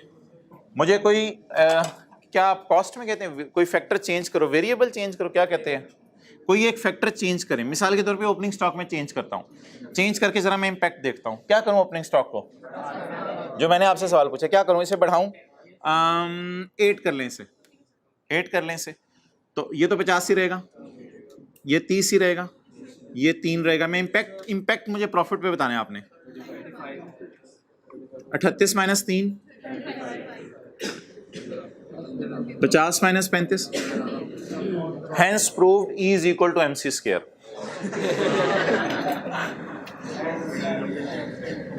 अच्छा, अब ये मैं सही कर रहा हूं ओपनिंग स्टॉक के सामने, क्या रिलेशन साबित हुआ जी? शौहर को गुस्सा चढ़ेगा तो बीवी को गुस्सा चढ़ेगा। अच्छा, तो उल्टा होता है। अच्छा, तो ओपनिंग स्टॉक बढ़ने से प्रॉफिट कितने लोगों ने ज्यादा होना सोचा हुआ था? अच्छा, और दूसरा अगर सोचना है तो फिर इसको मैं सेम रख देता हूं और क्लोजिंग स्टॉक को थोड़ा सा बढ़ा के देखते हैं। बड़ा 5 कर दिया, 30, 50 में 32। ये तो मैंने इसलिए कराया, खुदा ना खास्ता पेपर में याद ना आ रहा हो तो इस तरह चेक कर सकते हैं आप। टाइम तो पेपर में नहीं होता, ये तो मुझे भी पता है वैसे तो, लेकिन अब ये लॉजिक समझ आ गई। लेकिन रटा मार लें, क्लोजिंग स्टॉक बढ़ने से प्रॉफिट बढ़ेगा। वैसे इसका मैं एक और तरीके से भी रटा लगवाता हूं, अगर आपके दिल में वो बात आ जाए, बड़ी अच्छी बात है। असल में ना क्लोजिंग स्टॉक सेल जैसा होता नहीं, लेकिन जीपी तक पहुंचते हुए सेल भी ऐड होती है, क्लोजिंग स्टॉक भी ऐड होता है, माइनस माइनस प्लस हो जाता है ना। तो सेल बढ़ने से प्रॉफिट बढ़ता है, तो क्लोजिंग स्टॉक बढ़ने से भी प्रॉफिट। ये एक रट्टा सा अगर आपने मारना हो तो ये भी मार सकते हैं। तो बहरहाल यार छोड़ें। What is the impact of recording opening stock, या बढ़ाना ओपनिंग स्टॉक? प्रॉफिट कम हो जाएगा, और क्लोजिंग स्टॉक बढ़ाने से, चलें जी निकालें फिक्स वाला सवाल। पास पेपर क्वेश्चन नंबर 6, पास पेपर क्वेश्चन 6।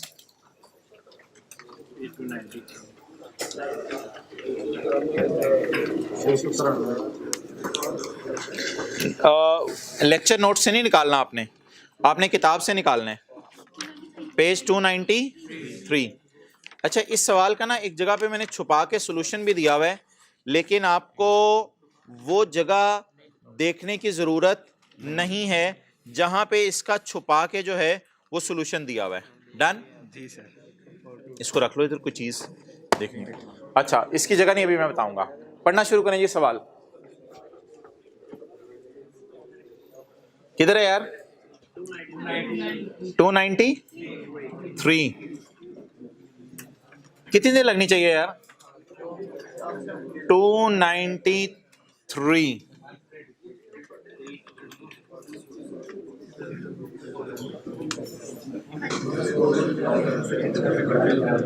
भाईजान अदर इंफॉर्मेशन मुझे देखनी पड़ेगी क्लोजिंग स्टॉक के लिए।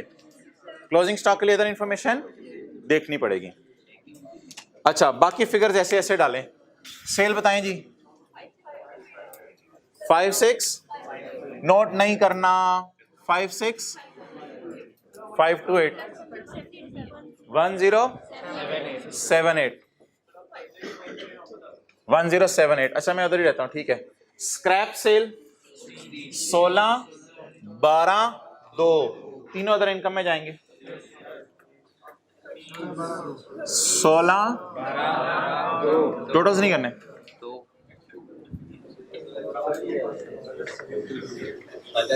सेल्स टैक्स तो यार सेल में से नेट करना था ना, मादरत। तो इसमें से -53 -1020 और -2594 याद आ रहा है वो डिस्क्लोजर बनाया था। -53 माइनस और -25। ऐसी अच्छी वाली चीज चल रही होती है कि पुरानी चीज आ जाती है, वो जेहन से निकली होती है, टेंशन डाल देती है, छोड़ें उसको। अच्छा यार ये आ गया adjustment. Raw material opening stock. अब जरा जगह ढूंढे। रॉ मटेरियल ओपनिंग स्टॉक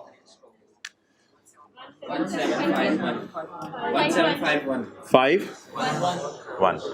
देखते नहीं, इसका सॉल्यूशन दिया हुआ है किताब में। आगे बोलें। Work in progress opening stock कितना?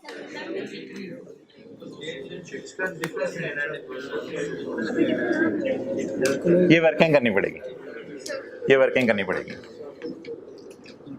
वर्किंग क्या है भाई? नहीं है क्या? Work in progress. कौन सा? Work in progress opening stock में बढ़ाना चाहता हूं, ये रिकॉर्ड करना चाहता हूं, जो मर्जी कह दें। रिकॉर्ड करना चाहता हूं, जो बढ़ाना चाहता हूं, एक ही बात नहीं होगी। तो रिकॉर्ड करना चाहता हूं मैं opening stock. Opening stock record करने से प्रॉफिट कितने से? 73 से प्रॉफिट कम हो जाएगा। इन द एंड ना इसका टोटल हम कर लेंगे, वो फेस पे ले जाएंगे। आगे चलें। Finish goods 1210। फिनिश गुड्स जगह ढूंढे। फिनिश गुड्स ये भी इधर ही। इसकी क्या कर रहे हैं हम? वर्किंग। फिनिश गुड्स का ओपनिंग स्टॉक बढ़ाएंगे तो प्रॉफिट 1-2 से प्रॉफिट कम हो जाएगा। डन। अगली भी फिनिश गुड्स हैं इंपोर्टेड। ये इंपोर्टेड फिनिश गुड्स हैं। कितनी? 44। फिनिश गुड्स की जगह पहले फॉर्मेट में ढूंढने, फिर इधर आया करें।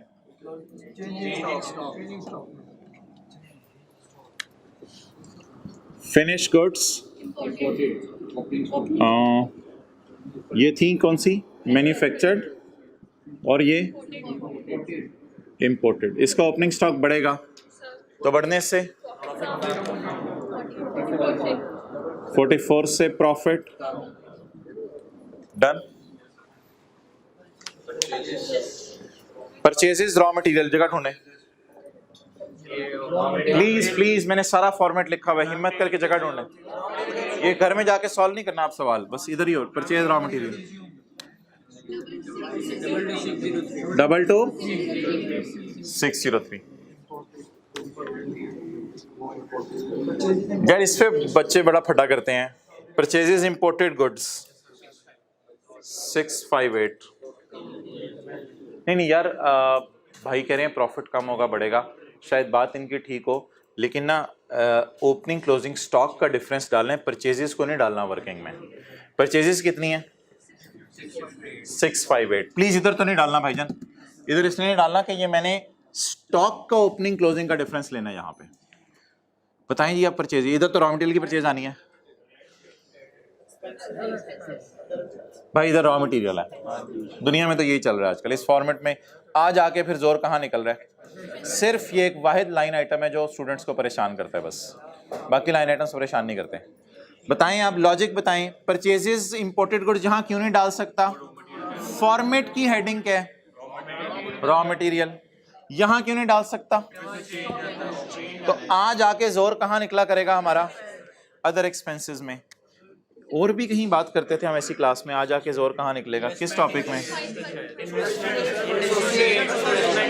एसोसिएट्स में बात करते थे, आज आके जोर हमारा इन्वेस्टमेंट के टी अकाउंट में निकलेगा। हाँ बोले। 658।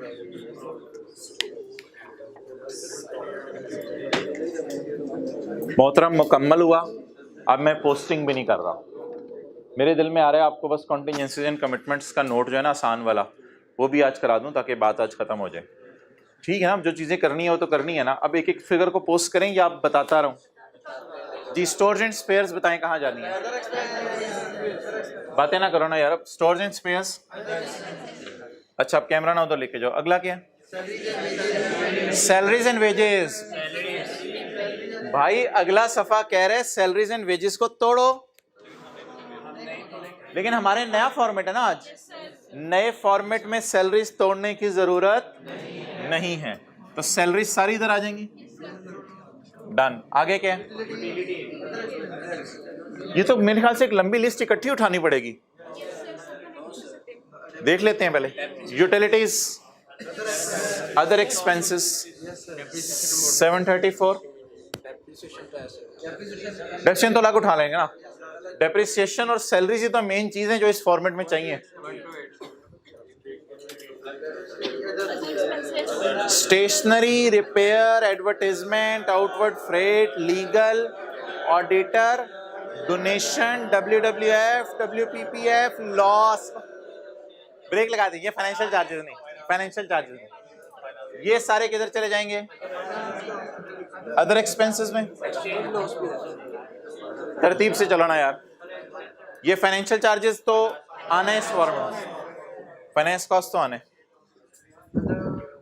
आगे एक्सचेंज लॉस अदर में, यानी कि जो पुराने अदर्स थे ना वो भी इधर अदर्स हैं, पुराने वाले अदर्स भी अदर हैं, WWF, WPPF, डोनेशन वगैरह, और इनमें जो कहीं नहीं आ रहे वो, हत्ता के फैक्ट्री के स्टोर्स एंड स्पेयर्स भी हमने उठा के यहां डाले हैं। फाइनेंशियल चार्जेस फाइनेंस कॉस्ट में चले गए भाईजान, ये असल चीज है ना। अब ये क्लोजिंग स्टॉक है, अब उठाते हैं एक एक करके। रॉ मटेरियल का क्लोजिंग स्टॉक, अब गलती ना कीजिएगा, रॉ मटेरियल का क्लोजिंग स्टॉक, रॉ मटेरियल का ये 2125। Work in progress, finish goods और फिनिश गुड्स का क्लोजिंग स्टॉक कहां जाएगा? जहां इनके ओपनिंग है, ओपनिंग वर्किंग में।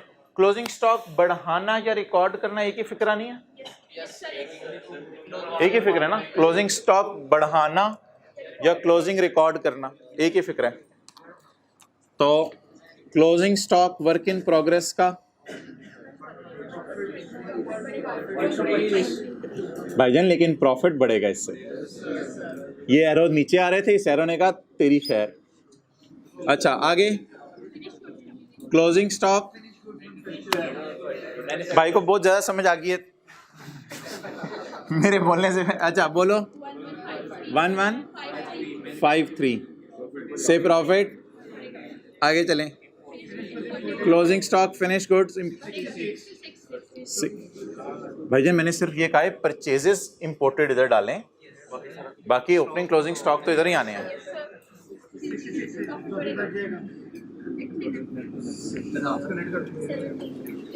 आप देखें टीटीडी के गांव से कितने आए हैं और डीटीडी के गांव से कितने आए हैं। सारे इकट्ठे नहीं हो गए, ये कम वाले हैं, ये ज्यादा वाले हैं। इसको ये 17 से बड़ा रोल है यार तूने। प्लस करना है, इधर प्लस करना है। 17 से प्रॉफिट बढ़ेगा। इसका सॉल्यूशन ढूंढने किताब में। Page number 370 page number 3 422 page number 422। ओए रिक्वायरमेंट तो पढ़े यार। पेज 422 पे आके रिक्वायरमेंट तो पढ़े। अश अश कर उठेंगे आपकी राल टपक। Question 6, solve past paper question 6, fix question in past paper chapter of final account, analysing expenses by nature. Analysing expenses by, यार किसी को पता है दूसरे मेथड का नाम क्या जो हम पहले करते थे? By function. अच्छा, नेचर और फंक्शन में फर्क बताएं। सोच लें ना, सोच लें। नेचर, सैलरीज की नेचर के खर्चे इधर आ जाएं, डेप्रिसिएशन की नेचर के खर्चे इधर आ जाएं, और उधर ये नहीं था सैलरी डेप्रिसिएशन, उधर था एडमिन कॉस्ट ऑफ सेल। वो फंक्शन समझे जाते हैं, वो नेचर्स नहीं होती। तो उनको फंक्शन समझ जाते हैं, इनको नेचर समझ जाता है। बहरहाल कोई रट्टा भी जरूर मार लें। जो नया वाला काम था वो क्या है? By nature. वैसे उल्टी सी बात है, नेचुरल चीज शायद हम पहले कर रहे हो, लेकिन उल्टी सी बात है। तो जो बाद में पढ़े वो क्या है? By nature. इधर ही जरा बाय फंक्शन भी बता दें क्या होता है, इधर ही लिख लें। Sale, admin, selling. Is it by nature और बाय फंक्शन? तो बाय फंक्शन भी इधर ही बना लें। These are by function.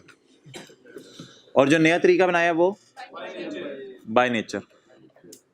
Bye nature, by nature. Profit दोनों का डिफरेंट आएगा ना? नहीं यार, प्रॉफिट किस वजह से डिफरेंट आएगा? हमने मैन्युफैक्चरिंग जो रॉ मटेरियल खरीदा है वो सारा का सारा हमने एक्सपेंस में डाल दिया। एक्सपेंस में नहीं डाला, उसका इम्पैक्ट प्रॉफिट पे सोचा है हमने। प्रॉफिट सेम आएगा, उसका इम्पैक्ट प्रॉफिट पे सोचा है। उधर भी प्लस माइनस होके प्रॉफिट पे इम्पैक्ट जाता था। हाँ, heading statement of comprehensive income by nature. Statement of comprehensive income by nature. हाँ, sales, cost of sale, admin, selling. Light on करवाता हूँ, मैं करवाता हूँ भाई। सारे अटेंटिव हो। ये अदर इनकम की वर्किंग हो गई। ये जो वो मैंने वर्किंग आपको कराई है अभी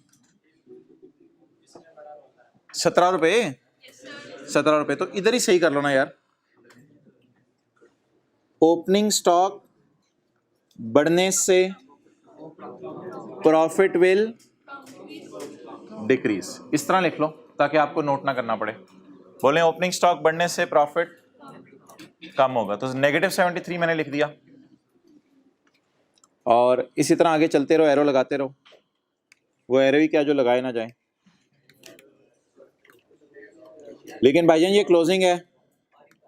क्लोजिंग स्टॉक बढ़ने से प्रॉफिट बढ़ता है। तो मैंने जो व्हाइट बोर्ड पे नोट किए हैं वो पहले ओपनिंग नोट किए हैं, बाद में क्लोजिंग। और जो इधर स्क्रीन पे हैं ओपनिंग क्लोजिंग साथ साथ है। इतने तो आप बड़े हो गए हैं कि ये चीज़ समझ जाए। पहले थोड़ा सा एक बंदे ने अजीब सा चेहरा किया, बाद में उसने कहा हाँ ये बात है, इतने बड़े हो गए हैं ये चीज़ समझ जाए। डिस्क्लोजर अगर मांग दे तो यही वर्किंग की बजाय आप नोट दे देंगे, इसी वर्किंग के रेफरेंस की बजाय आप नोट दे देंगे। और अगले सफे पे आके देखें जी, रॉ मटेरियल कंज्यूम। ये अदर एक्सपेंसेस में क्यों बारात आई हुई आज सारी? ये बारात कहां से आ गई है? लड़की वाले पहुंच गए हैं। लड़के वाले अच्छा, डन हो गया।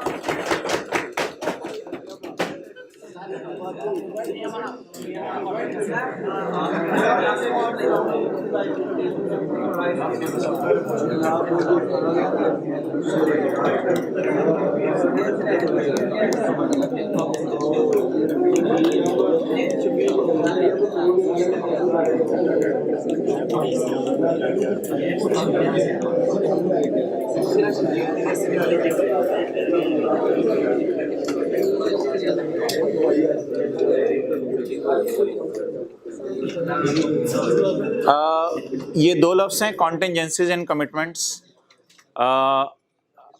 मिसाल के तौर पे आपने हमसायों के घर बार बार बॉल फेंकी, उन्होंने आप कहा हम शायद कोर्ट में केस कर दें, तो आपके वालिद साहब थोड़ा सा लाइबल फील कर रहे होंगे आपकी हरकतों की वजह से, तो इसको क्या कहेंगे? कॉन्टिंजेंसी टाइप चीज़ है, कमिटमेंट?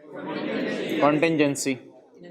अम्मी ने अब्बू को कहा कि गर्मियाँ आने वाली हैं, दो के अभी सर्दियाँ चल रही हैं, एसी की ज़रूरत होगी, तो वालिद साहब दुकान पे गए और दुकान पे जाके दुकानदार से एग्रीमेंट कर लिया कि मैं आपसे 1 महीने बाद आके पेमेंट करूंगा और एसी लेके चला जाऊंगा। It is called as commitment. तो कॉन्टिंजेंसीज और कमिटमेंट्स। अच्छा, ये कॉन्टिंजेंसीज लफ्ज़ ना कंपनी लॉ में यूज़ हुआ है। हमें वैसे इसकी ज़्यादा बेहतर चीज़ IS 37 में पता है। IS 37 में ना असल में लफ्ज़ प्रोविजन अलग यूज़ होता है, कंटिंजेंट लाइबिलिटी अलग यूज़ होता है, लेकिन कंपनी लॉ वाले ना दोनों के लिए लफ्ज़ यूज़ कर लेते हैं कॉन्टिंजेंसीज। लेकिन अकाउंटिंग एंट्रीज हमें ज़्यादा अच्छी आती हैं, वो स्टैंडर्ड्स ने गाइड कर दी हैं। क्या स्टैंडर्ड ने एंट्रीज गाइड की हैं? प्रोविजन की एंट्री करनी है और कंटिंजेंट लाइबिलिटी डिस्क्लोज करना है। प्रोविजन की एंट्रीज करनी है, कंटिंजेंट लाइबिलिटीज को डिस्क्लोज करना है। 3 4 5 मिनट उमर हैं 5-6 मिनट, ठीक है, वो बैठो। अच्छा, ये क्या हो गई बोले? कॉन्टिंजेंसीज एंड कमिटमेंट्स। डन। सिर्फ नेस्ले की फाइनेंशियल स्टेटमेंट्स में जाके देख लें कि कॉन्टिंजेंसीज एंड कमिटमेंट्स बैलेंस शीट के फेस पे कहाँ नज़र आ रही हैं, और जाके देख लेते हैं कि नीचे मुंह पे जाके कहाँ पे, वो नीचे नोट्स में जाके कहाँ नज़र आ रही हैं। बस इतना सा काम कर लेते हैं, फिर कल इंशाल्लाह पढ़ेंगे। तो कॉन्टिंजेंसीज एंड कमिटमेंट्स बैलेंस शीट के फेस पे आएँ जी। इसके बारे में आपके कुछ सवाल हुए इंशाल्लाह मैं कल लूँगा। नेस्ले की financial statements, contingencies and commitments, page number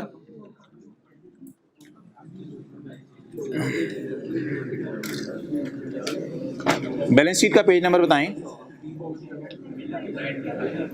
अच्छा, 1 मिनट जरा पॉज लें। सुबह का हम क्या पढ़े हैं? आते ही क्या पढ़ा था?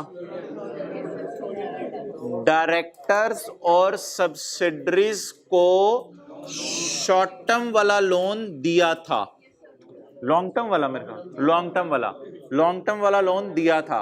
डायरेक्टर में हमने 3 बातें बताई थी, क्या? पर्पस, रिकॉन्सिलिएशन, और अगर इंटरेस्ट मार्केट रेट से कम है। और किसको दिया था? डायरेक्ट सब्सिडरी को। सब्सिडरी में को 5-6 बातें बताई थी। उसके बाद हमने कोई सवाल नहीं किया था, हमने करंट लायबिलिटीज और नॉन करंट लायबिलिटीज का एक सफ़ा देखा था जिसमें MCB और डिफरेंट बैंक से लोन आ रहे थे, और इसके बाद तो ये आसान सा काम हमने किया था। अच्छा, ये फाइनेंशियल स्टेटमेंट्स के मुंह के ऊपर देखें, आपको मैंने एक दफ़ा पहले भी दिखाया हुआ है, एक लाइन आ रही होती है कॉन्टिंजेंसीज एंड कमिटमेंट्स। ये एसेट खरीद लिए हैं या खरीदने का वादा कर लिया है? खरीदने का वादा कर लिया है, कॉन्टिंजेंसीज एंड कमिटमेंट्स। ये ना आदत बनी हुई है लोगों की, लाइबिलिटीज साइड पे शो करते हैं, हालांकि कमिटमेंट में शायद एसेट आने होते हैं, लेकिन लाइबिलिटी साइड पे शो करते हैं। ये बैलेंस शीट का मुंह है। डन हो गया? बैलेंस शीट के मुंह में equity liabilities, non current liabilities, current liabilities, और क्या नजर आ रहा है? कॉन्टिंजेंसीज एंड। लेकिन हर ऑर्गेनाइजेशन में कॉन्टिंजेंसीज एंड कमिटमेंट्स के आगे 0 लिखा होगा, क्योंकि कॉन्टिंजेंसी से मुराद यहाँ कॉन्टिंजेंट लाइबिलिटीज होंगी और वो रिकॉर्ड नहीं होती, सिर्फ क्या होती हैं? डिस्क्लोज होती हैं। डन। अच्छा, कमिटमेंट का क्या मतलब है? जनरल एंट्री कर दें या वादा कर लिया एसेट लेने का? वादा कर लिया एसेट। किस नोट को ढूंढते ढूंढते हम जा रहे हैं? 15, रास्ते में 13-14 आ गया तो देख लेंगे। हाँ, पहले 15 तो देख लें।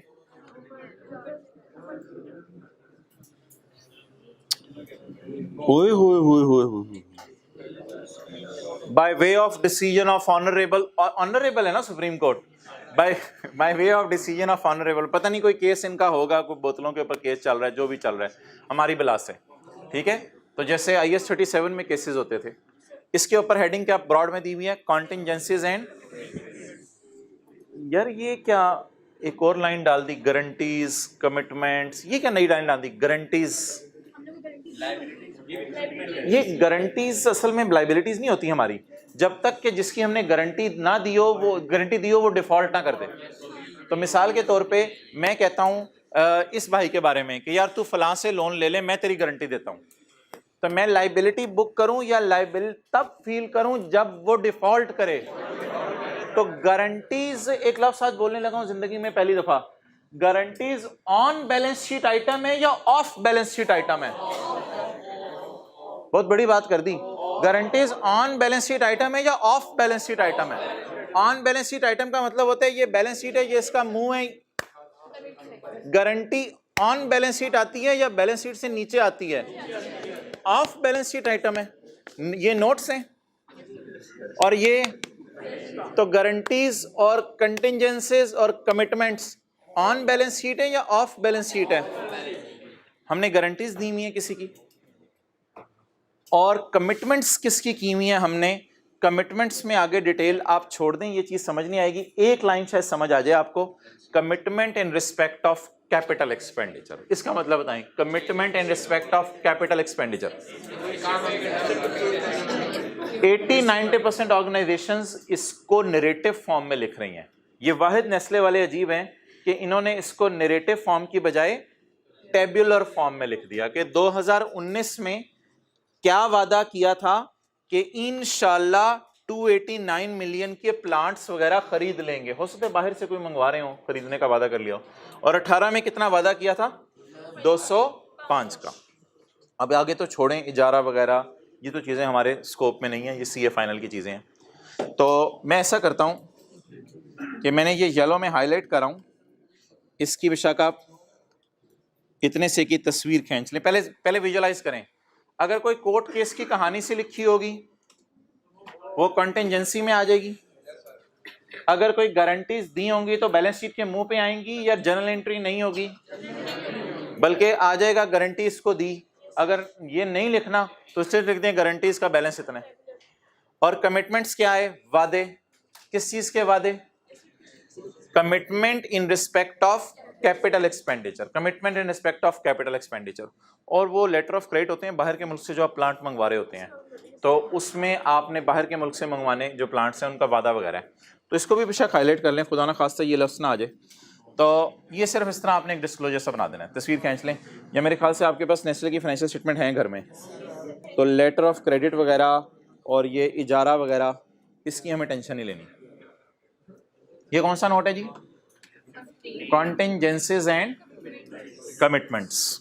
अच्छा, अब ये सारी बातें होने के बाद मुझे आप बता दें हमने कितने किस्म के डिस्क्लोजर पक्का टाइम पे आने। कल मैंने फाइनेंशियल स्टेटमेंट्स में नोट्स ऑन अकाउंटिंग पॉलिसीज आपको दिखाने हैं, जो एक दिन मैं दिखाने लगा था लेकिन भाई ने कहा था ना दिखाएं। नोट्स ऑन अकाउंटिंग पॉलिसीज शुरू में जो अंग्रेजियां होती हैं 10-15 सफ़ों की दिखाए थे, लेकिन अभी तक वो मज़ा नहीं आया। अच्छा भाई, IS 38 में करवाई भी मैं, बिल्कुल आप सही पहुंचो, लेकिन शायद सबको ये बात याद ना हो। हाँ, फाइनल अकाउंट का चैप्टर खोलें, फाइनल अकाउंट का चैप्टर खोलें।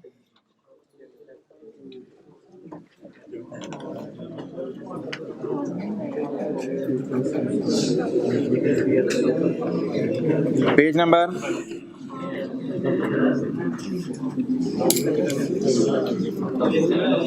Page number 235। नहीं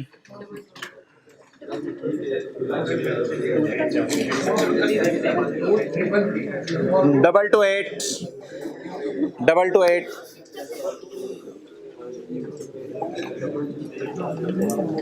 वो जो बच्चों के जहन में एक सवाल आता है अक्सर कि ये इतने दिनों से हो क्या रहा है। कुछ होते हैं बच्चे ऐसे पूछते हैं ये इतने दिनों से हो क्या रहा है, ये क्या फाइनल अकाउंट में क्या होता है, ये डिस्क्लोजर होते हैं, ये कैसे होते हैं, ये ऐसे होते हैं। भाइयों, ये नेस्ले की फाइनेंशियल स्टेटमेंट्स में क्या है? एसेट्स, नॉन करंट एसेट्स, उसमें प्रॉपर्टी प्लांट एंड इक्विपमेंट है, एक दो मिनट बड़े इंपॉर्टेंट है। इसके डिस्क्लोजर्स हमने पढ़ लिए हैं फिक्स्ड एसेट्स के नाम से किताब पे, पेज 228, 5 लाख से बीवी ज्यादा, 50 लाख से ज्यादा सारे एसेट्स की। अच्छा चलते जा आगे। ये मैंने सवाल आज करवाया है, ऊपर आपने लिख लिया, ये भी लोन रिसीवेबल वाले हैं, लिख लें नहीं लिखा तो, ये भी लोन रिसीवेबल वाले हैं। पेज 229, लोन रिसीवेबल वाले, लोन रिसीवेबल वाले, लॉन्ग टर्म लिख लें, लॉन्ग टर्म लोन रिसीवेबल वाले। अच्छा ये मैं चला कहां से होऊंगा, ये देखें, ये लोन रिसीवेबल, इसका नोट बनाना हमने सीखा। एसेट्स आ रहे हैं ना नेस्ले के फाइनेंशियल, लोन रिसीवेबल, ये नोट 19 इन्होंने नाम रखा हुआ है और हमने ये नोट बनाना सीखा। अब समझ रहे हैं ये कोई ऐसी बला चीजें नहीं है, ये एक एक आइटम के नोट्स बन रहे हैं। आगे क्या हेडिंग है जी अगले सफे पे, करंट एसेट्स, यानी कि करंट एसेट्स में हमने डेटर्स वगैरह का डिस्क्लोजर बनाया था। अच्छा आगे क्या है जी, आगे आगे लिंक करें चीजों को, अलग शुगर हो जाएंगी। शेयर कैपिटल एंड रिजर्व्स, ये देखें ना, ऑर्गेनाइजेशंस इक्विटी शो करती हैं अपनी, शेयर कैपिटल एंड रिजर्व्स, और इसके भी नोट होते हैं।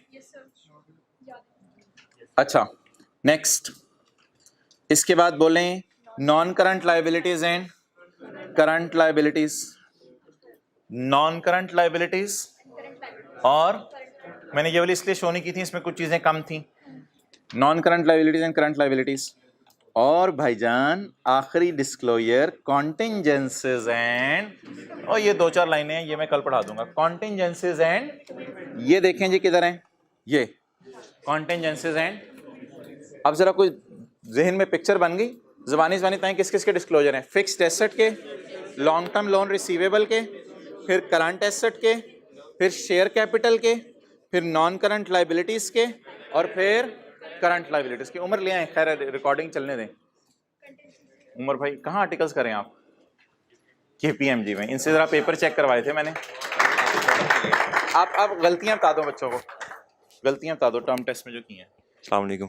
अच्छा उसमें 2-3 चीज़ें ऐसी थी जो नोट करने की हैं। एक तो है जिस तरह ये ना ये फाइनेंशियल, ऊंची बोलो, ये फाइनेंशियल है जिस तरह, अब इसमें वर्किंग तो की, यार चुप कर जाना। अब इसमें वर्किंग तो की हुई है, वर्किंग तो की हुई है, बट ये फेस पे आप लेके नहीं आए, एग्जामिनर एंटरटेन नहीं करेगा और 0 मार्क्स देगा। यहाँ पे कर दी, और आप जब फेस पे लाने लगे तो फेस पे लाना भूल गए, एंड पे भूल गई, ठीक है, और उसके कोई मार्क्स नहीं देगा आपको, एग्जामिनर यहाँ पे कमेंट्स लाने या कोई मार्क्स नहीं यहाँ पे मिलेंगे। लाने के जी लिए जी। हाँ, ठीक है। अच्छा अब आप इधर आए, और इधर जिस तरह कंसोलिडेशन का क्वेश्चन था, सब्सिडरी है, आपने PP ऐड किया और उसमें अपनी फिगर लिखी पेरेंट की, एडजस्टमेंट्स आपने नहीं की, उसमें अगर आप उसका रेफरेंस नहीं देंगे तो एग्जामिनर अगर सर फिर आपको उसके भी मार्क्स नहीं देगा। पेरेंट और सब्सिडरी की फिगर इधर लिख दी, लेकिन वो जो एसेट डेबिट सरप्लस क्रेडिट वाली आपने पेरेंट और सब्सिडरी वाली फिगर लिख दी, लेकिन एसेट डेबिट सरप्लस क्रेडिट वाली जो एसेट डेबिट किया और डिप्शन रिकॉर्ड किया वो फेस पे लिखना भूल गए। तो ये तो बिल्कुल सही बात है, वर्किंग के वो बहुत ही कम मार्क्स देगा अनलेस कि वो फिगर आप फेस के ऊपर ला के लिखें। और उसके बाद अब जिस तरह है कि एक आ रहा था कंसोलिडेशन में 10+5 लीगल एक्सपेंसेस उसको, अच्छा वो गुडविल के लिए वो चाहिए था।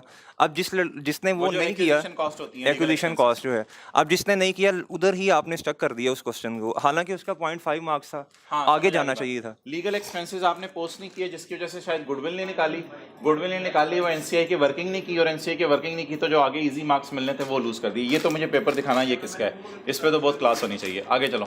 अच्छा उसके बाद वो लीज वाला जो क्वेश्चन था, अब उसमें UGRV और GRV था, अब वो गलत निकलने की वजह से आगे मतलब क्वेश्चन ही क्या फॉरवर्ड नहीं किया, मार्क्स नहीं कटेंगे। GRV गलत आगे, उससे आगे मार्क्स नहीं कटेंगे भाई, ये 3-4 मोटी ठीक है। जज़ाकल्लाह, बंद कर दो। Term test